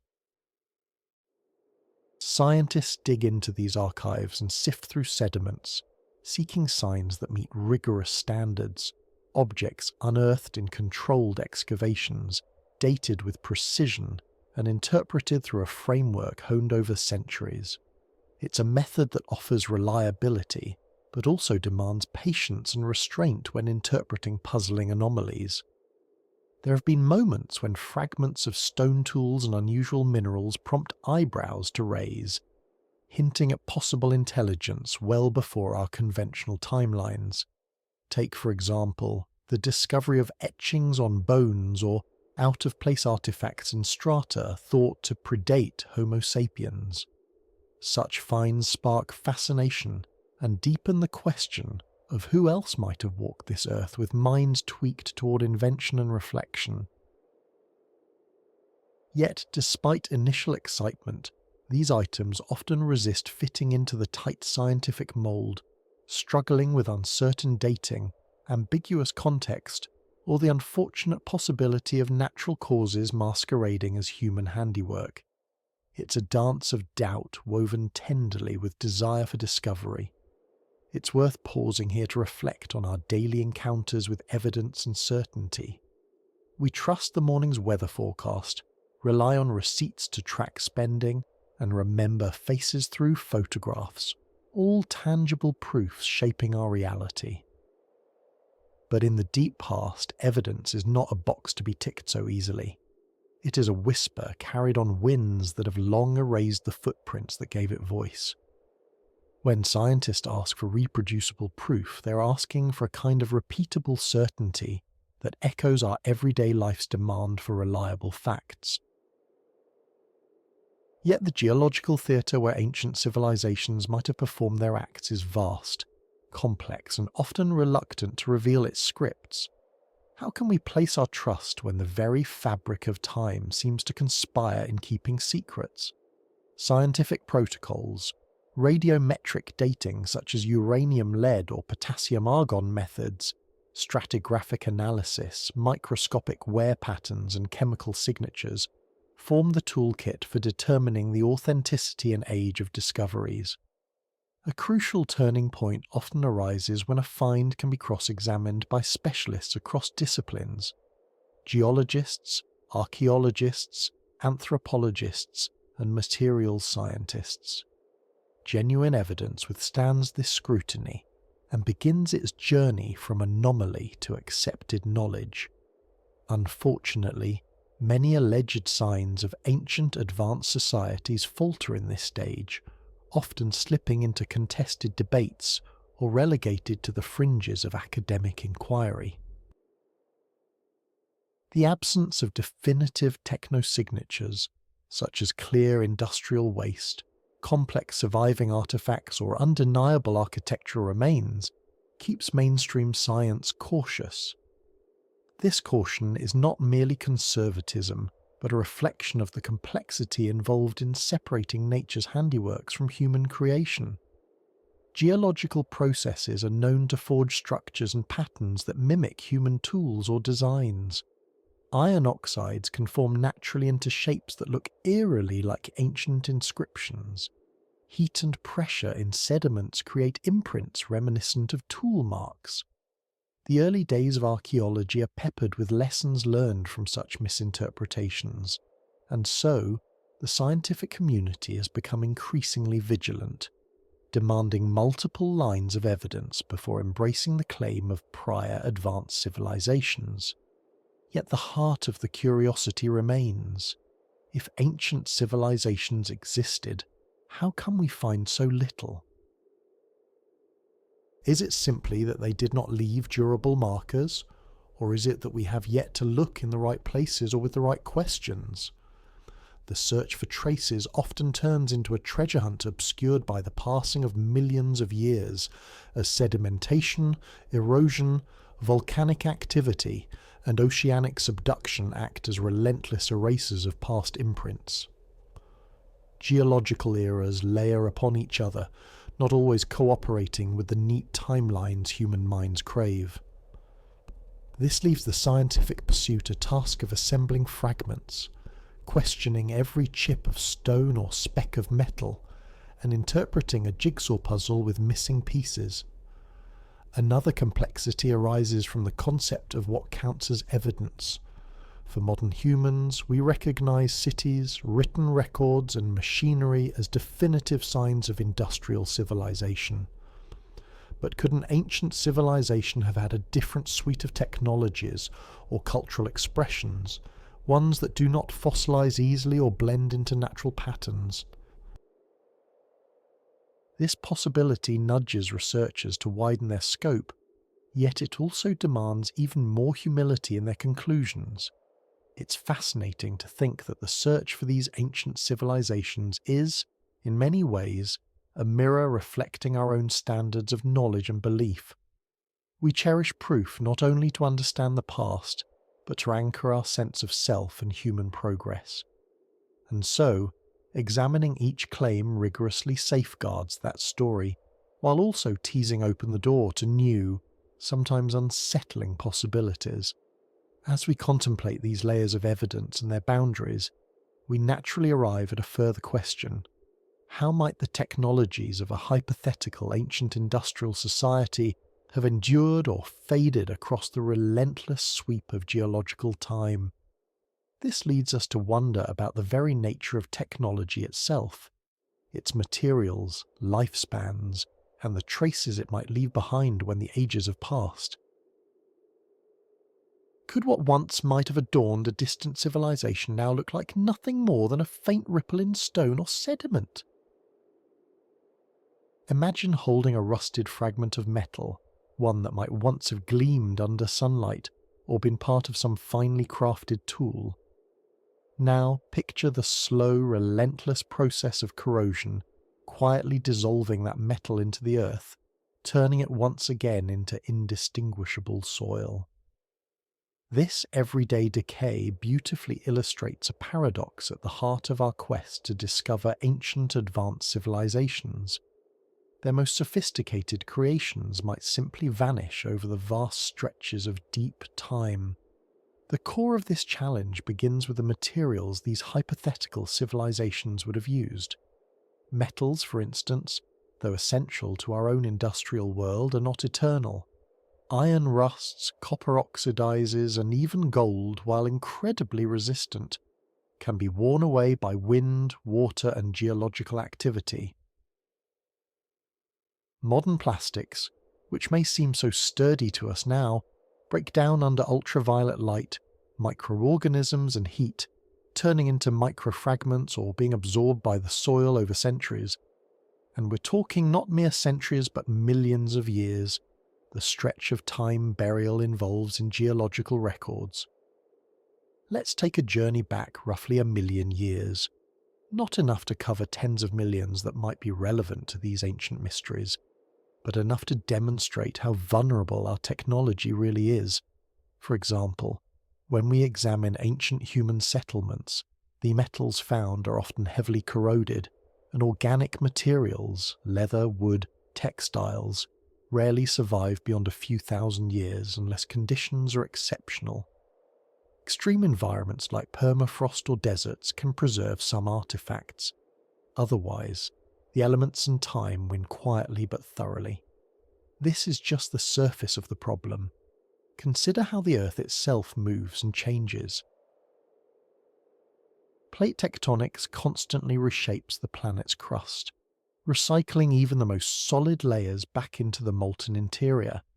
Oceanic crust, for example, is typically subducted after about 100 million years, erasing any record on the seafloor. Continental crust fares better but is still subject to erosion, volcanic activity and metamorphism that distort and obliterate earlier geological layers. So even if some ancient civilization had built monumental cities or sprawling industrial complexes, the Earth's shifting surface might long ago have swallowed their traces. An encouraging angle arises with the idea that some materials or forms could survive longer. The tantalizing concept of a technosignature, a lasting fingerprint of technology. Scientists have speculated about certain compounds forged in industrial processes that do not naturally occur in the environment or in that particular combination. These might include synthetic plastics preserved in sediment layers or unusual distributions of metals and isotopes altered by manufacturing. One of the quiet surprises here is how our everyday modern world offers a sort of compressed example of what might endure and what won't.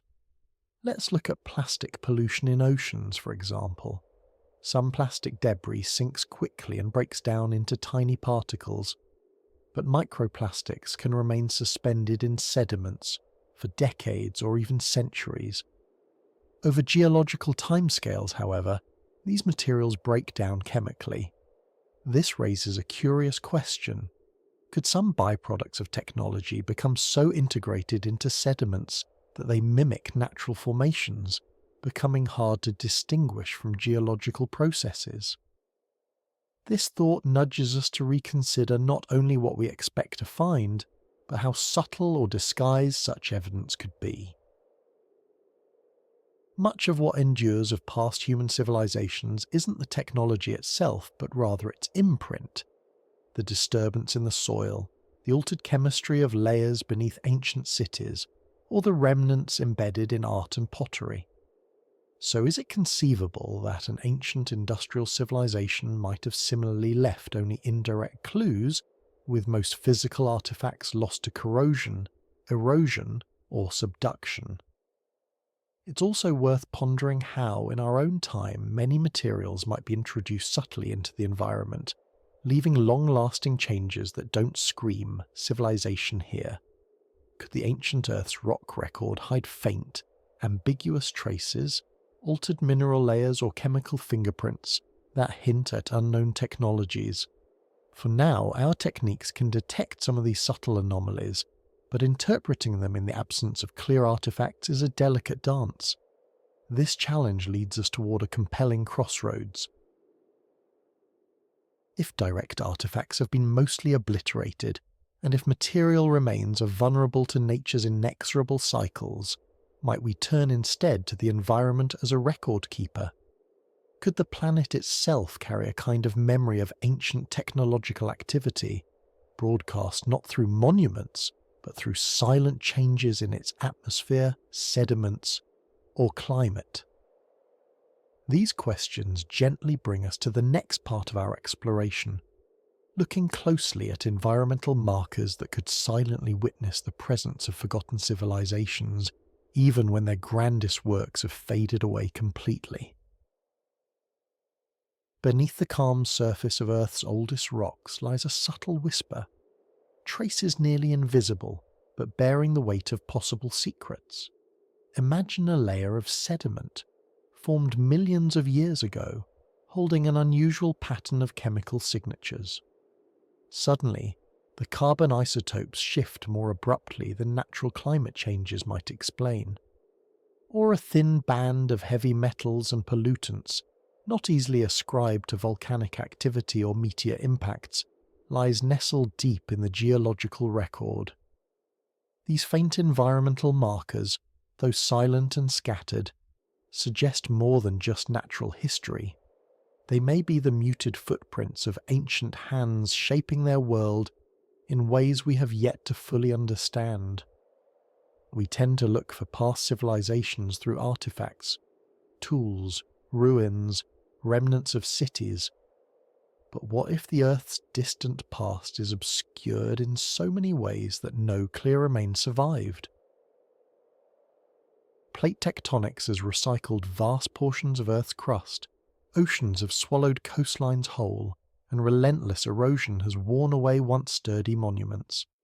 Yet, the planet itself may still carry the subtle signatures of ancient industry or intelligent life. Toxic layers of metal contamination, sudden changes in greenhouse gases, or abnormal deposits sitting precisely where no natural phenomenon would suggest them could all be hints. To some researchers fascinated by the possibility of pre-human civilizations, these environmental oddities become indirect evidence, a kind of geological shadow that might be pointing to once flourishing technological societies. Carbon isotope ratios provide one of the sharper tools for this kind of detective work. The ratio between carbon-12 and carbon-13 isotopes in soils and sediments can reflect the presence and intensity of biological activity, but also industrial processes. Modern human activity, for instance, burning fossil fuels, sharply alters these ratios in the atmosphere, leaving a clear signature in ice core samples. Now, imagine discovering a similar pattern in ancient pre-human sediment layers, one that doesn't fit the natural cycles of volcanoes, plant life, or ocean chemistry. Could this hint at an unknown, sophisticated source of carbon emissions? An industrial force that disturbed the natural carbon balance long before our historical records? It is a fascinating puzzle because these markers could exist in the same rock formations where we find no concrete physical artifacts, no stone tools or constructed shelters. Pollution traces, heavy metal concentration spikes, or isotopic anomalies could be the environmental echoes of a civilization that otherwise left no monuments. And this is not pure speculation. Geologists occasionally encounter layers that do not entirely conform to known natural processes. For example, spikes in platinum and other rare metals sometimes appear unexpectedly in sediment cores, often attributed to meteor impacts or volcanic events. But what if some of those chemical anomalies were, rather, hallmarks of metallurgical activity from a society long vanished?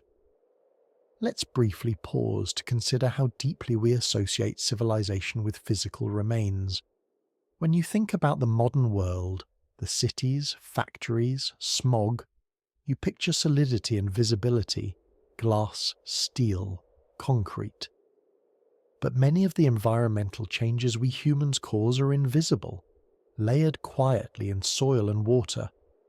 We sometimes forget how much of our technological impact on Earth is chemical, altering the atmosphere, the oceans, the chemical balance underground. And if a previous intelligent species changed those same balances millions of years ago, the hardest legacy to erase would be these chemical shifts, subtle changes that the planet's geological memory might just retain.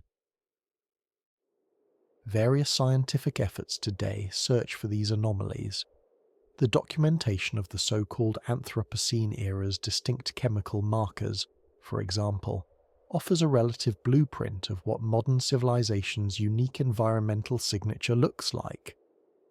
Armed with that knowledge, scientists can scan older layers for patterns that don't fit in with accepted ancient climate and biological cycles. This kind of research carries both excitement and controversy because it teeters on the edge of what we know, confronting deep time and the limits of our detection methods. What complicates the picture further is that natural disasters can mimic industrial pollutions, and vice versa. Massive volcanic eruptions throw out gases and metals that can create spikes in isotope ratios and contamination equal to those made by large-scale industrial activity. The challenge lies in distinguishing between these natural and potential artificial markers, often separated by hundreds of millions of years of geological processes. Current technology allows researchers to examine microscopic fossils, pollen deposits, and chemical traces with increasing precision, but pinning those traces to intelligent origins rather than mysterious natural events remains elusive and demands cautious interpretation. Yet, envision this quietly unfolding narrative. Earth once hosted a civilization that perhaps dug deep mines, forged metals, moved huge amounts of matter across the surface. Even without ruins left behind, their chemical fingerprints might still linger under our feet, waiting for the right tools and eyes to find them. The irony is potent. The very chemistry of our planet may hold the last echoes not just of past life, but of past intelligence. As we lean closer to these enigmatic environmental clues, one question softly bubbles up beneath the surface. If these markers reveal a civilization lost to time, how might their knowledge or story have travelled, if at all, to our present moment? And could there be subtle threads in the stories and myths we still tell today that hint at this hidden history? This thought leads us gently toward our next exploration, the role of cultural transmission in preserving whispers of ancient worlds, long erased yet perhaps remembered in the soft language of legend and myth. There is something quietly remarkable about the way stories travel across generations. Like whispered threads stretched across centuries, softly worn but never quite broken. Oral traditions and mythologies do not preserve history as a museum might, with rows of neatly labelled artefacts or crisp dates carved into stone. Instead, these tales drift and evolve, shaped by countless voices and times, sometimes carrying what feels like distant echoes from worlds long vanished. In many cultures, ancient stories speak of vanished cities, mighty peoples, or even encounters with beings far wiser or stranger than ourselves. These are not mere fairy tales. They're a kind of living memory, a fragile vessel perhaps carrying fragments of knowledge from epochs erased by wind, water, and the slow grinding of the Earth's movements. It is tempting and perhaps not entirely wrong to wonder if beneath the poetic folds of myth lie hints, careful whispers, of intelligent civilizations that bloomed before recorded history, traces lost to the deep geological past but not completely forgotten by the human mind. Stories like the legends of Atlantis, often brushed aside as fanciful, or the myriad flood myths that echo across continents, suggest that people long ago might have remembered devastating events that left little physical evidence. We tend to think of myths as unreliable, altered by time and imagination. Yet this very distortion could be an ancient filter, a way in which raw, real memories blend with symbolic meaning to survive the passage of millennia. Some tales speak of sky people or beings who bestowed knowledge about fire, agriculture, or metalworking, knowledge that feels too specific or persistent to be simple coincidence. Take, for example, the Aboriginal Dreamtime stories from Australia. These tales map not only spiritual beliefs, but also remarkable geographical detail that corresponds to landscapes altered millennia ago, long before written language emerged. Could such stories be echoes from a time when knowledge passed entirely by word of mouth, preserving some thread of truth through generations despite the absence of physical monuments? In this way, oral traditions become more than just stories. They may serve as fragile bridges connecting us to a past that predates familiar history. It is worth pausing for a moment and thinking about how we ourselves rely on cultural transmission today, albeit in more concrete forms. We pass down knowledge, skills, values, and stories, shaped, of course, by who is telling them and why. If this is true now, it must have been true for our ancestors, who had even fewer tangible records and yet survived by weaving their accumulated wisdom into myths and rituals. This lends a new kind of respect to those ancient stories, a gentle invitation to listen not just for their surface meaning, but for the subtle hints they hold about humanity's broader story. Of course, there are challenges in interpreting these fragments.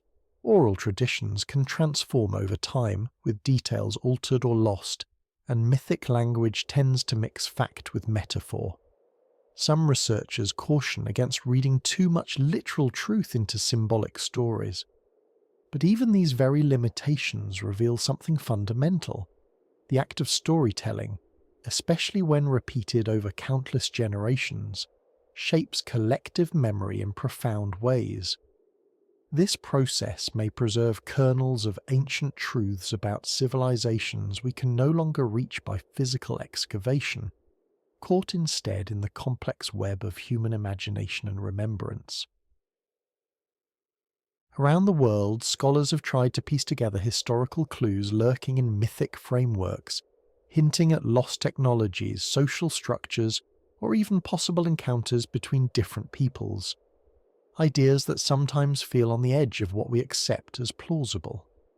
Certain myth motifs, like primordial fires stolen from the gods, or societies existing before the Great Flood, resonate with scientific inquiries into past geological catastrophes or unexplored prehistoric events. Could these be cultural residues of intelligent groups once active and now unknown to archaeology? Exploring these ideas gently challenges the assumption that knowledge must come only from bones, stones, or tools. Instead, it acknowledges the human mind's role in keeping alive shadows of complex pasts. Oral traditions, with their mix of truth and imagination, offer a uniquely human way of reaching backward, a different kind of archaeology, conducted within the mind and heart. As we reflect on how culture transmits knowledge across time, a quiet question emerges. How much might we have already glimpsed, buried not in the ground but floating in the stories still whispered today? And what new tools, scientific or imaginative, might help us listen more closely to these ancient voices, unlocking their secrets in ways physical excavation alone cannot? This invites us to take the next step, exploring the frontiers of archaeology itself, where old stones meet new technology, and the search for traces of forgotten intelligence moves deeper beneath the surface. Imagine standing at the edge of a vast silent plain, where the wind has erased footsteps taken thousands or even millions of years ago. Now picture trying to read a story written not in ink but in the shifting sands and stones beneath your feet. Only the oldest chapters are missing, blurred or buried deep within layers no one has yet fully explored. This is the quiet challenge facing archaeology today. How do we detect the faint traces of ancient intelligence when the traditional tools and methods are tuned chiefly to more recent human pasts? Classical archaeology, as most of us envision it, is tightly linked to familiar footprints simply because it often relies on visible artifacts, pottery shards, stone tools, structures, and bones uncovered in open digs. These finds rarely date much older than a few 100,000 years, with the undeniable exception of some incredibly rare hominin fossils. This traditional model, grounded in hand excavation and surface surveys, tends to work within a comfort zone of human-like materials and timescales. Because the earlier signs of advanced hominins or possible intelligent life that preceded recorded history may have been fundamentally different in nature, or buried far deeper than most expeditions can reach, they often lie beyond these conventional methods. Advances in technology, however, are beginning to open new avenues that could quietly rewrite what we know about Earth's past. For example, deep subsurface remote sensing techniques, such as ground-penetrating radar and seismic tomography, allow researchers to see through meters, sometimes even kilometers, of soil, sediment, and rock, revealing possible structures or anomalies invisible to the naked eye. These technologies reveal hidden layers where evidence might lie obscured, perhaps beneath thick blankets of sediment deposited by shifting rivers, glaciers, or ancient seas. Beyond just images, geochemical analysis offers another subtle but powerful hint. By detecting unusual concentrations of rare elements, synthetic compounds, or isotopic imprints in rocks and soils, scientists can infer the presence of activity that might not leave traditional tools behind. Imagine for a moment that a civilization once existed that used materials or technologies unfamiliar to us. Their impact may not be recognized if we only search for chipped stones or bones. Instead, small chemical traces, a shift in mineral composition or unusual metallic residues could be the fingerprints of an ancient industry or technology unknown until now. It's worth pausing here to think together about how easily we might overlook the unfamiliar because it does not conform to our expected patterns. Much like gazing at a familiar forest and missing an unusual species camouflaged among the leaves, archaeology has historically focused on a narrow range of evidence, human-shaped and human-timed. Yet, if life forms with intelligence appeared in a very different form or time, their marks might simply be hidden in a guise that modern methods fail to recognize. Are we, in a sense, researchers hunting with flashlights that only illuminate a tiny circle on an immense stage? Intriguing experiments and pilot studies are pushing at these boundaries. For example, geologists have identified unusual pockmarks and magnetic anomalies in sedimentary layers dating back millions of years, subtle signs that have prompted speculation but defy easy explanation. Similarly, microfossils and tiny mineral structures sometimes challenge established origin theories, hinting at processes possibly influenced by biological or technological activities. While none of these findings yet confirm ancient industry, they keep the question alive. How did such features form, and could some have a non-natural cause? Another complication is the great force of time itself working against us. On a dynamic planet like Earth, plate tectonics recycle crustal layers continuously. Oceans swallow vast tracts of land, and weathering steadily erodes even the stoutest monuments.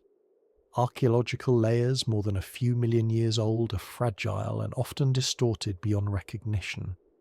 Deep below the surface, where signs of very ancient civilizations might wait, lies the challenge of distinguishing between nature's art and possible human or non-human interference.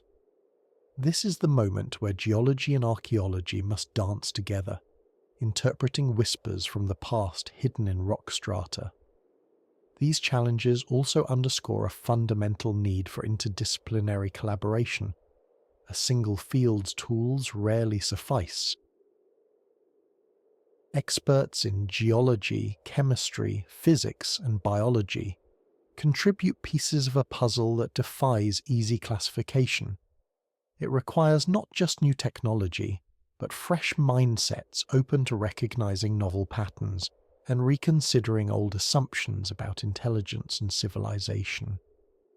As we gently hold the faint possibility in our hands that fragments of deep history may be buried just beyond human reach, our thoughts naturally turn to another clue that might bridge the gap between stone and story: the genetic archives quietly carried within living creatures and fossils alike.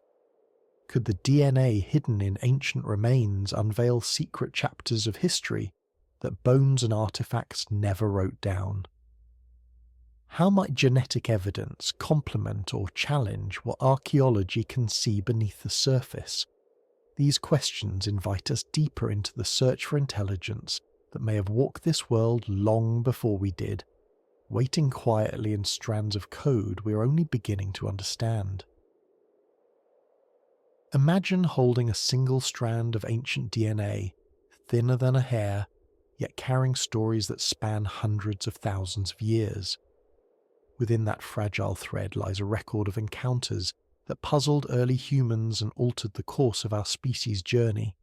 Genetic research over the past few decades has begun to unravel this intricate tapestry of humankind's deep past. A past that may include threads from intelligent relatives we have only just begun to glimpse. For much of recorded history, our understanding of human evolution rested largely on bones, tools, and scattered fossils. These fragments told tales of Homo sapiens' rise amid a cast of familiar characters like Neanderthals and Denisovans. But then came advances in ancient DNA sequencing, a quieter kind of revolution. Scientists extracted genetic material from fossils tens of thousands of years old, revealing unexpected mingling. Neanderthals and Denisovans, once thought to be separate, isolated species, had interbred with our ancestors. Around a few % of genetic material in modern non-African humans traces back to these groups, suggesting encounters, relationships, and even cultural exchanges that left no clear mark in stone tools or cave art. This tangled web of genetic heritage invites a broader question. Might there have been other advanced hominins, beyond the Neanderthal and Denisovan branches, who lived alongside or before modern humans but subsided quietly into extinction? If so, their bones might be missing or unrecognized by paleontologists, but traces of their DNA could linger, like hidden echoes beneath layers of sediment. Such discoveries stretch our imagination gently beyond the known timeline, hinting at intelligent creatures whose tools and stories vanished without a trace, yet whose genes might still whisper their existence. One of the fascinating examples to consider is the little-known Denisovan sister group, sometimes called the ghost population. Genetic patterns found in multiple human genomes reveal influences from a mysterious lineage, unrelated to Neanderthals and Denisovans as we understand them. This ghostly group offers tantalizing proof that the evolutionary family tree is far more complex and branched than the neat diagrams we see in textbooks. It is almost as though the genomic record contains a secret archive, only partially deciphered, with room yet for surprises.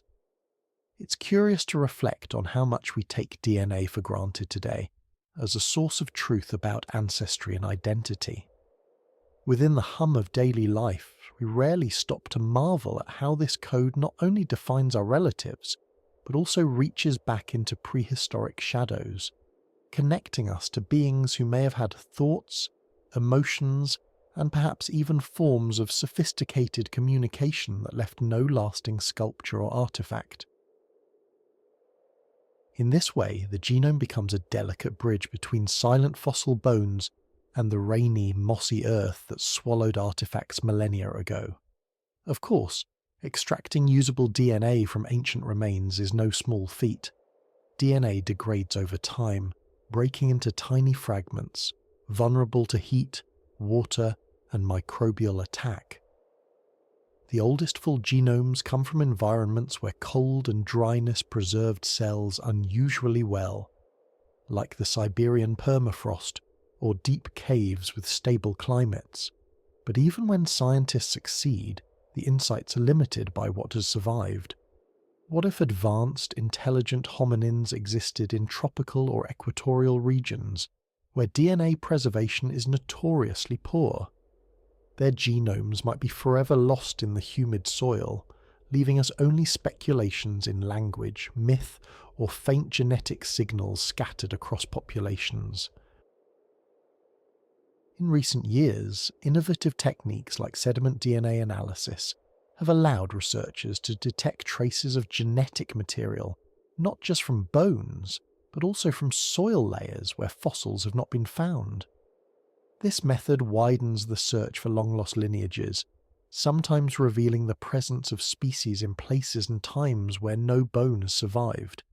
It's a subtle reminder that the geological record is patchy, and our understanding of the past depends on where and when evidence happens to hold together. These genetic studies challenge us to rethink intelligence in evolutionary history. What does it mean to be intelligent? Certainly, technology and culture leave tangible marks, but so too can social complexity. Language and even abstract thought reach depths invisible to archaeology.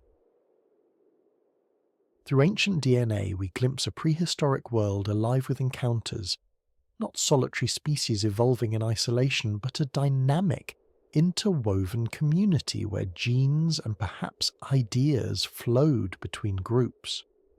This complexity broadens the field of possibilities when imagining intelligent life forms predating or paralleling Homo sapiens. At the edge of this quiet genetic frontier, a lingering question beckons us onward.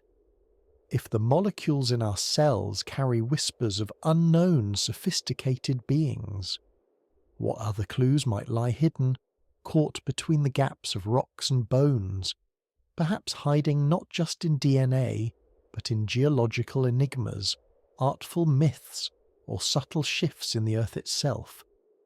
Our next exploration will gently unearth why the fossil record might be less a clear history and more a shadowed book missing many pages, concealing other stories of intelligence long lost to time. The bones and teeth we find buried deep in the earth are often heralded as the most concrete proof of life's history. Yet, it's a subtle, almost quiet truth that the fossil record is both a window and a wall. It tells us much, but it also keeps many secrets tightly hidden. When it comes to tracing intelligence, this record can be especially elusive. Intelligence, after all, rarely stamps itself clearly on a skeleton or a tooth. Unlike a bone, which can fossilize in remarkable detail and endure for millions of years, the marks of advanced thought are less solid, more ephemeral, woven into behavior, culture, and skills that leave little enduring trace. Bones and teeth tell us about diet, health, and anatomy, but intelligence manifests mostly in actions. Tool-making, social complexity, language. These are hardly etched into bone. We know much about the Neanderthals and early Homo sapiens, for instance, because of tools, cave paintings, and burial practices that hint at complex minds. Yet even these are fragmentary clues, easily lost to time. For any intelligent species before them, the record is likely to be far thinner, more fragmented, and more ambiguous. It's important to understand the limits of what fossilization can capture. For one, it's an exceptionally rare process. Soft tissues and delicate markings typically decay rapidly, especially in environments not conducive to preservation. This means that the finer points of brain development, neural complexity, or cultural artifacts from an entire species might never fossilize. Even bones can be distorted or dissolved by chemical processes, or scattered by geological forces over millions of years, making reconstruction a complex puzzle. One might wonder, for example, how we distinguish a clever hominin from another species that simply looked similar but lacked their intellectual spark. Brain size has often been a rough measure used to guess intelligence in extinct species. Yet larger brains don't always translate into sophisticated thought, and smaller brains can sometimes reveal surprising capacities. Some scholars point to changes in the shape of the skull or certain features of the inner ear as subtle markers linked to communication skills. Still, these signs are hints, not clear verdicts. This raises another point. Intelligence is not just the brain's biology, but the patterns of use and innovation. Did a species fashion tools from stone or bone? Did they control fire, organize social groups, or develop early language? These questions are central but difficult to answer solely through fossils. Often such behaviors leave minimal or ambiguous traces, and natural fractures or markings on stones or bones can be mistaken for deliberate crafting. Here, the fossil record's biases come into play. Environments that favor preservation tended to be watery or mineral-rich, such as riverbeds or lakes, while many early habitats were dry forests or open plains where organic remains disappear swiftly. This skews what we find, offering a partial, sometimes misleading, picture of ancient life and by extension ancient minds. It's helpful now and then to step back and consider how we think about intelligence itself. We live in a world that typically measures it by human standards, language, technology, art. But could intelligence have looked very different elsewhere? Perhaps a form of intelligence evolved that left few material traces, maybe sophisticated in its own right, but expressed in ways we hardly expect. How much are our assumptions about what intelligence should be colouring the search? It asks us to be both humble and imaginative about what evidence might look like, and what might have simply vanished without a trace. There have been intriguing fossil finds that challenge our neat timelines, unusually shaped skull fragments or mysterious objects with unclear origins. Sometimes, these hint at unexpected paths of evolution, or lost branches of the family tree with possibly complex behaviours.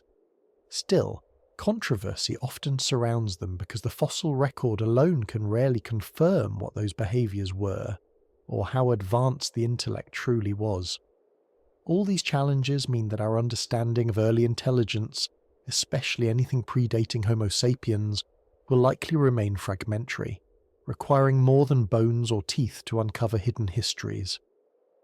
Archaeologists and paleontologists increasingly combine fossils with environmental data, ancient DNA, and the study of tool use and wear patterns to glean broader stories, though even these approaches have their limits. And while it's sobering to acknowledge these constraints, it also opens the door to wonder. What if some traces of intelligence lie not in bone but in the very stones shaped by hands now lost to time, or in ecological changes that hint at purposeful action? Could there be whispers of cognition buried in the earth, waiting for us to listen differently? This subtle elusiveness of intelligence in the fossil record prepares us to approach another puzzle. When we find strange stones or odd geological formations, how can we tell if they are the work of clever hands from a distant past or simply nature's own art, shaped by wind, water, and time? It is a question that challenges not only science, but how we understand the long history of minds on Earth, a question we will gently explore next. A sharp contrast can sometimes hide in plain sight. A rock formation that looks as deliberate as a carved sculpture, yet formed over millennia by nothing more than wind and water. This is the curious challenge faced when trying to identify traces of ancient intelligence in the natural world. How can we tell with any confidence that something shaped by nature isn't actually a remnant of a long-lost civilization? The Earth has a way of making its own art. Cracks, layers, and mineral veins that can mimic tools or buildings, all formed without any guiding hand. When scientists and explorers discover oddly shaped stones or peculiar patterns embedded deep in sediment or rock, the question arises, are we witnessing the handiwork of an ancient mind or nature's accidental mimicry? This puzzle has long complicated efforts to identify true technological remains predating human history. Geological processes are patient sculptors. Over hundreds of millions of years, the combined forces of erosion, volcanic activity, plate tectonics, and mineral deposition can twist and polish surfaces into shapes that deceive the eye. Sometimes, what looks like a purposeful artifact may be just the familiar randomness of natural geology. For example, the pyrite discs found in some ancient sediment layers can resemble manufactured metal coins, but are actually formed through purely chemical processes. Similarly, quartz crystals or fossilized formations in certain lighting might look suspiciously like carved tools or handles, yet they emerge through ordinary physical forces. even patterns produced by bacterial colonies in rocks, called stromatolites, have on occasion been mistaken for primitive architectural designs. Thinking about this, it's interesting how human cognition loves to find patterns, sometimes too eagerly. Perhaps we all have a shared habit of seeing familiar shapes in clouds or rock faces, a kind of comforting illusion that helps us connect with the world. This tendency to anthropomorphize or assign human origins to natural shapes can both illuminate and cloud our understanding. It suggests that when faced with a mysterious object, the question isn't simply whether something looks artificial, but how to build a broader, more objective picture to support or rule out such claims. To grapple with this, scientists employ a range of careful and analytical methods. They look closely at the mineral composition and layering, examining whether the formation could feasibly result from geological forces alone. Advanced imaging and spectroscopy techniques reveal details invisible to the naked eye, minute tool marks, unnatural symmetries, or material anomalies indicative of human or technological intervention. Sometimes the surrounding sediment can hold clues about timing. If a formation appears within a certain geological epoch, it can be compared with what we know about life forms existing then. Yet, this remains a challenge, because the deeper in time we look, the looser and more fragmentary the evidence becomes. Adding complexity, many natural processes change objects after their initial formation. Weathering might erode sharp edges, or tectonic shifts could warp and fracture an artifact beyond recognition. What might have been an unmistakable tool or structure could become a confusing jumble of cracks and shapes, leaving future observers, our modern selves for instance, wondering if anything once made sense at all. The story told by rocks is a palimpsest, overwritten so many times over that deciphering original intent is often impossible. Despite these challenges, some curious finds continue to provoke debate. Occasionally, researchers discover objects with qualities that defy easy natural explanation. These may show signs of artificiality in materials or construction methods, rare or unknown in nature. However, such discoveries quickly face intense scrutiny and skepticism, as extraordinary claims demand extraordinary evidence. The scientific standard insists on replicability, context, and a robust framework before accepting anything as proof of ancient intelligence beyond the known human lineage. In a sense, this careful skepticism preserves both scientific integrity and curiosity. It prevents rushing to conclusions based on wishful thinking, yet leaves the door open for new revelations when the evidence truly calls for it. For beneath doubt and debate lies an enduring question. If Earth did host advanced intelligences before us, their legacy might be drenched in natural camouflage, hidden in plain sight just beyond our current grasp. This gentle dance between nature's creativity and the fingerprints of intelligence leads us to reflect on the unusual complexity of Earth's past, and also its fragility. If such ancient civilizations ever existed, might the powerful forces that shape our planet have erased nearly all traces? What happens to a stone city beneath the slow but relentless upheavals of continental plates? How can we distinguish the accidental patterns wrought by nature from the intentional ones left by minds long vanished? These puzzles urge us toward the next part of our story, where we consider how mass extinction events, those dramatic resets in Earth's history, may have shaped, or perhaps erased, the footprints of lost civilizations. Could cataclysmic shift in life on Earth be the final curtain that obscured those earlier chapters from our view? Imagine a world swept suddenly quiet, where familiar creatures vanish as if erased by an invisible hand. Mass extinctions are these great silencing moments when life itself hits the reset button. In Earth's deep past, such events were far from gentle. Entire ecosystems shattered, favouring the survival of the few and sometimes the rise of the new. If we wonder whether ancient intelligent beings ever existed before us, it makes sense to look at these dark chapters in Earth's story, for they may hold answers to why traces of such civilizations are so frustratingly rare or even completely missing.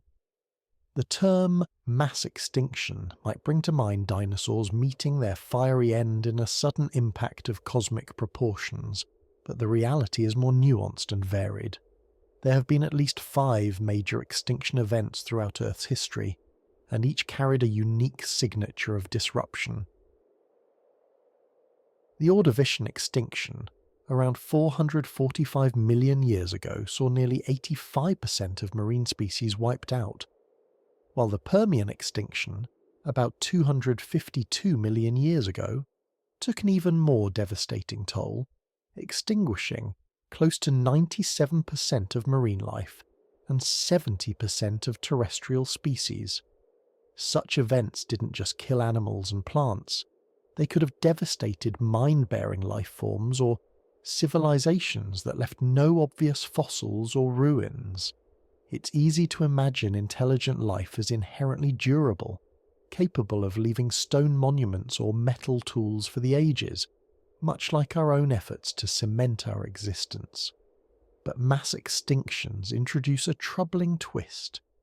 Even the most advanced societies, if they existed, and if their development depended heavily on delicate ecosystems, might have been swept away with no readable fossils or technological remnants surviving.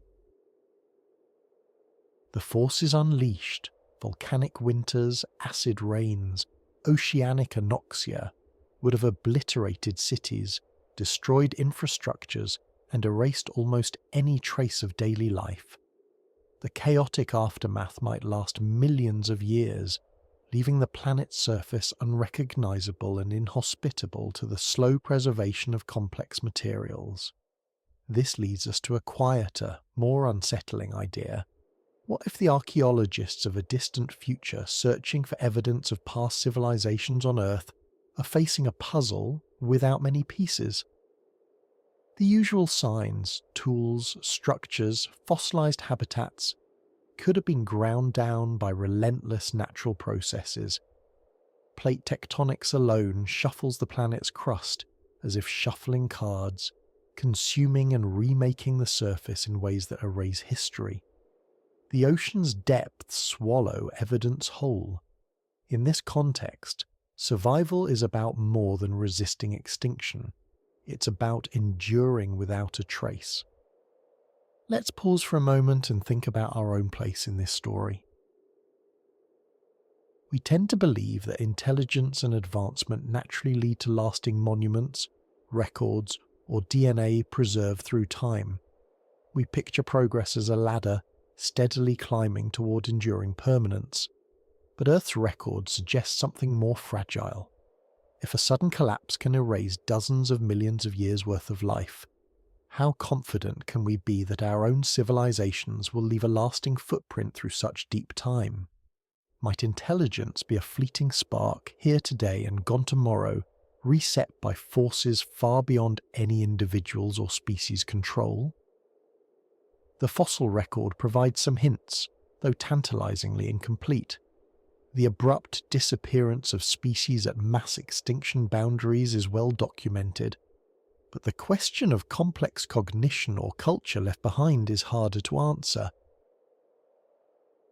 The earliest known human ancestors appeared only a few million years ago, long after the 5 great extinctions, but before that, some forms of advanced hominins or other intelligent beings might have risen and fallen, obliterated when ecosystems collapsed. The impression is like reading a story with entire chapters missing. In addition to broad extinction events, smaller yet profound waves of change, volcanic eruptions, climate shifts, and asteroid impacts repeatedly shaped Earth's living tapestry. The end Permian extinction, for example, was linked to massive volcanic activity in what is now Siberia, known as the Siberian Traps, which released prodigious amounts of gas and ash into the atmosphere. Such an environment might not only suffocate life but also corrode or burn away materials that might otherwise endure as evidence of civilization. Erosion, wind, and shifting seas would quietly finish this work over the following eons. It's tempting to think of a lost civilizations in human terms, cities, metallurgy, written language, but the real historical landscape could have included societies that built their worlds from entirely distinct materials, possibly even biodegradable substances we would not expect to find in geological strata. If those materials decomposed rapidly, then the physical legacy of those societies is simply gone. What's left might only exist in cryptic traces, unusual mineral signatures, disruptions in sediment layers, or chemical imprints buried beneath miles of rock. This brings us to an intriguing crossroads. What tools or methods might scientists use to detect such fragile or erased signatures? Geochemists, for example, look for anomalies in elements like iridium or unusual carbon isotopes, which can hint at sudden planetary upheaval. But can these clues also suggest biological or even technological activity? And if a civilization strains to survive until an extinction but leaves no recognizable debris, how different would it be from a natural evolutionary experiment that vanished with the wave of a cosmic hand? As the Earth story of life is punctuated by these violent interruptions, it invites reflection on resilience and memory. What does survival mean on a geological scale? How does one reconstruct history when it is written not in words or stones, but in gaps and subtle chemical whispers? If advanced civilizations once walked the Earth before us, shaped by and sometimes undone by mass extinctions, could they have left behind anything we can recognize today? The next question, then, nudges us to look beyond objects and ruins, towards the very nature of intelligence itself. How might we discern intelligence that left no industrial trace, no artifact to call its own? Imagine a world where intelligence blossoms quietly, not in the glow of fire or the clang of metal, but in the subtle rhythms of daily life, without leaving behind anything like cities, tools, or monuments. This is the curious space where we consider intelligence that never reached industrial technology. We often, almost instinctively, link intelligence to technology, picturing early humans shaping stone into arrowheads or lighting the first flames. But what if some beings, far older or simply different, nurtured minds rich with thought, language and culture, yet without ever producing durable objects for us to find? This idea asks us to pause and rethink what it means to be intelligent. Traditionally, archaeology and paleontology have sought proof in artifacts. Stones chipped just so, layers of charcoal, pottery shards, or skeletal remains with tool marks. But intelligence is not always so obliging. If some species, perhaps advanced hominins or other now lost creatures, developed complex social systems, language, or abstract thought, without crafting tools that withstand the centuries, how would we ever know? The Earth's layers, shaped by relentless erosion, volcanic activity, and shifting continents, tend to keep secrets well. Fragile signs like spoken language or social rituals often vanish without trace. Consider dolphins or elephants today. Their intelligence is widely recognized, yet they lack permanent human-like material culture. Their intricate communication, social bonding, even mourning suggests rich inner lives that are difficult to capture in the fossil record. What if, long ago, a creature lived on land with similar capacities or even deeper ones, but their intelligence expressed itself in ways that left no durable artifacts? It's a humbling reminder that our search for intelligence may be blinded by the habits of our own species. You might find yourself wondering how we even begin to imagine such intelligence without artifacts. This leads us into a realm of indirect clues, environmental modifications, patterns in fossil distributions, or even subtle shifts in local ecology that hint at mindful intervention. Could traces like unusually arranged stones, unusual hunting patterns, or shared resources point to social complexity? Could genetic signals buried in ancient DNA hint at cognitive abilities beyond our current understanding? Science has begun developing new frameworks, trying to uncover techno-signatures beyond the usual, but now for social signatures or linguistic signatures. It is a slow, subtle process, almost like listening for a distant melody amid the noise of geological time. It is natural for us to think of human progress largely as a story told through our technological milestones, from fire to farming to cities. Yet intelligence detached from technology demands a broader view, not just focusing on objects but on behaviour, relationships and shared knowledge, often ephemeral, made of sound and gesture rather than stone and metal. These realms resist fossilization and turn our search for past minds toward new thinking, entwining biology, sociology, and even philosophy. History shows us how much was once invisible to us until we learned new ways of seeing. Whole species like Neanderthals were once dismissed as brutish and incapable of culture until evidence gently changed the story. So too this quiet intelligence, if it existed before us, calls for an expansion of our imagination and methods, embracing the possibility that intelligence might leave signatures and footprints in altered ecosystems or in DNA secrets rather than inscribed on rock faces. Thinking about everyday life, it's curious how often we equate making things with thinking. Modern culture prizes invention and construction as the signposts of intelligence, buildings, machines, devices.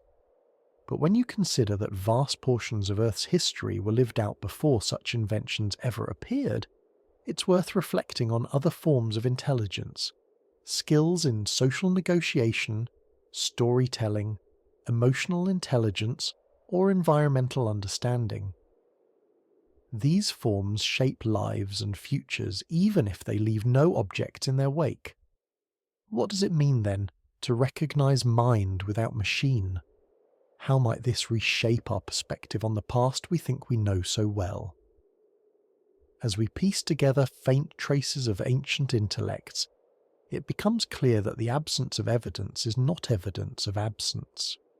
The deep past, folded and fractured by time's passing, may well hold stories of complex creatures whose thoughts reached out beyond survival, perhaps weaving social fabrics or rituals that elude our methods.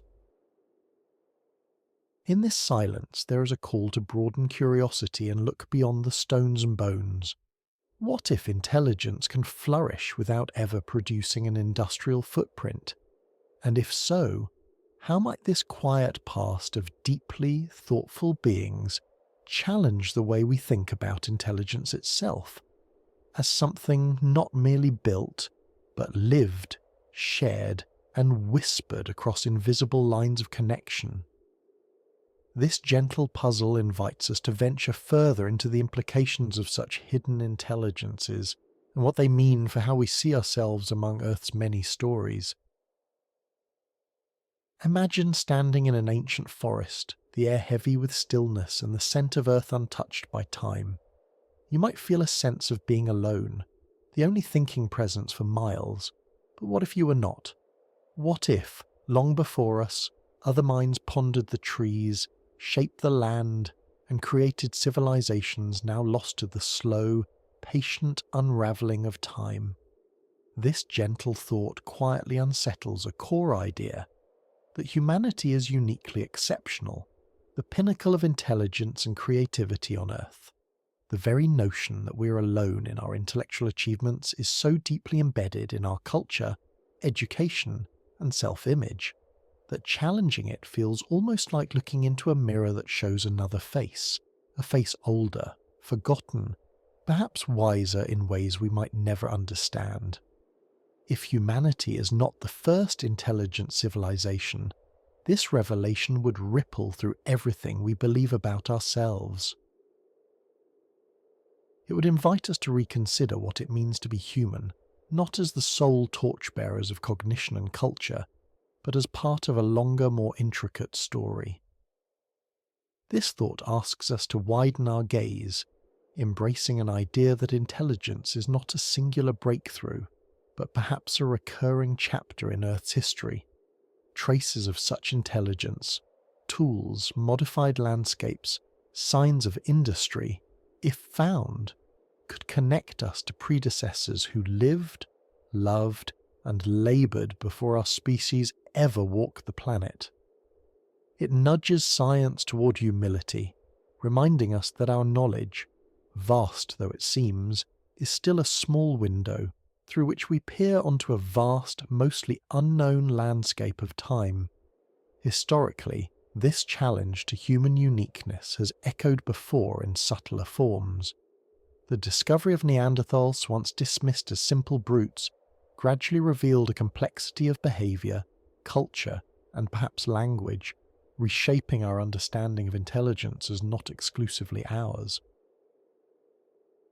Yet, if even they were not the first, but rather successors or neighbours to even more advanced hominins or entirely different intelligent beings, that would deepen the mystery, and our own sense of place, considerably. It might even shift how we view progress itself. The story of human progress is often told as a linear climb, from fire to cities, from stone tools to silicon chips. But what if that narrative is a tapestry of leapfrog events, lost innovations and forgotten wisdom?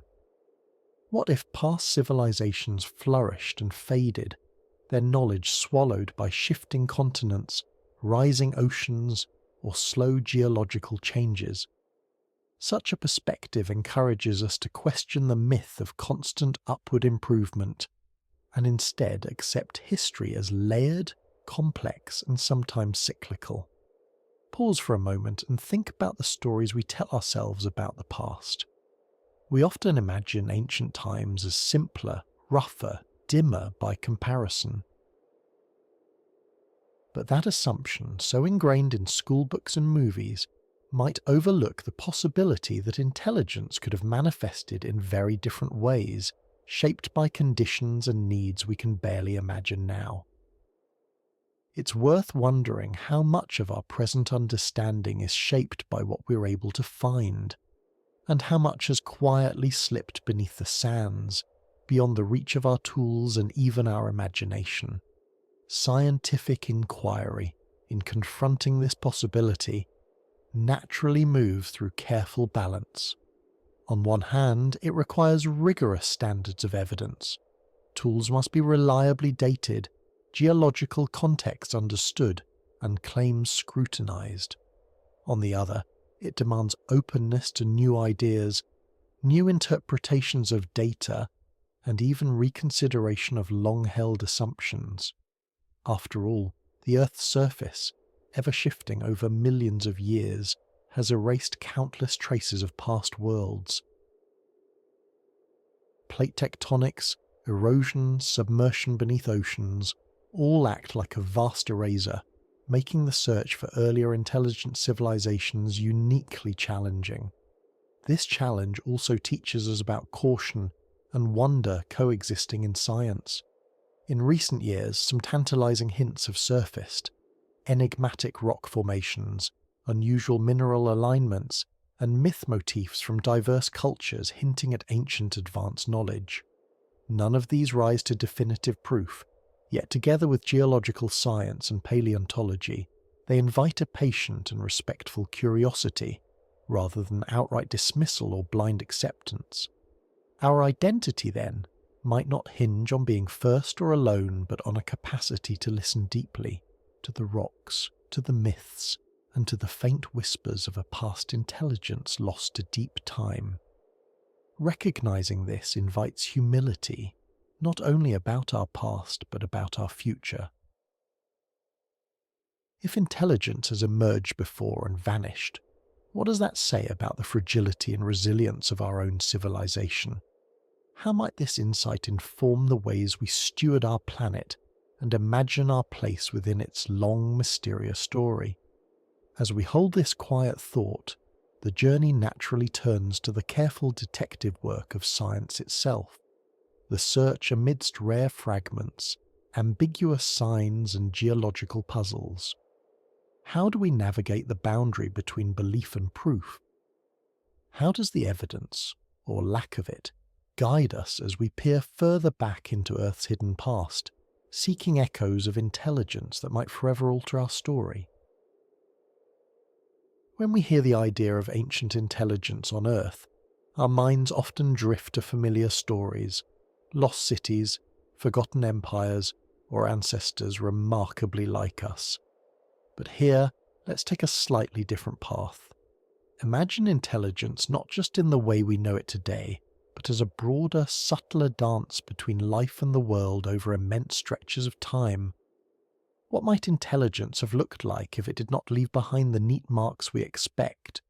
No grand monuments, no preserved tools stacked like museum exhibits.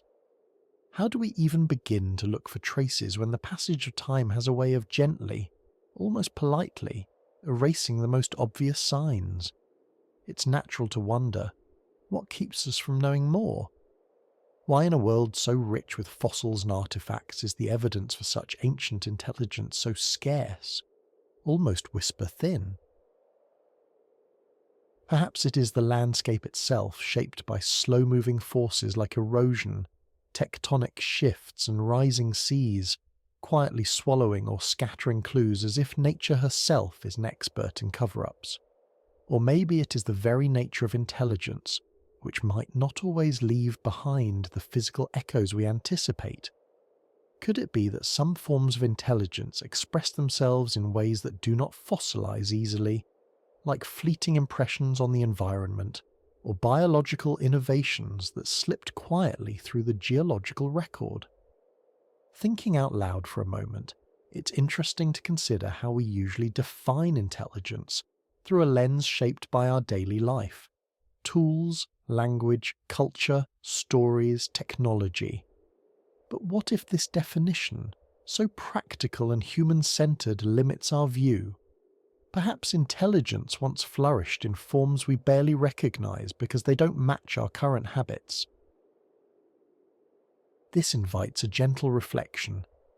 How much do our assumptions about what counts as evidence shape the search itself?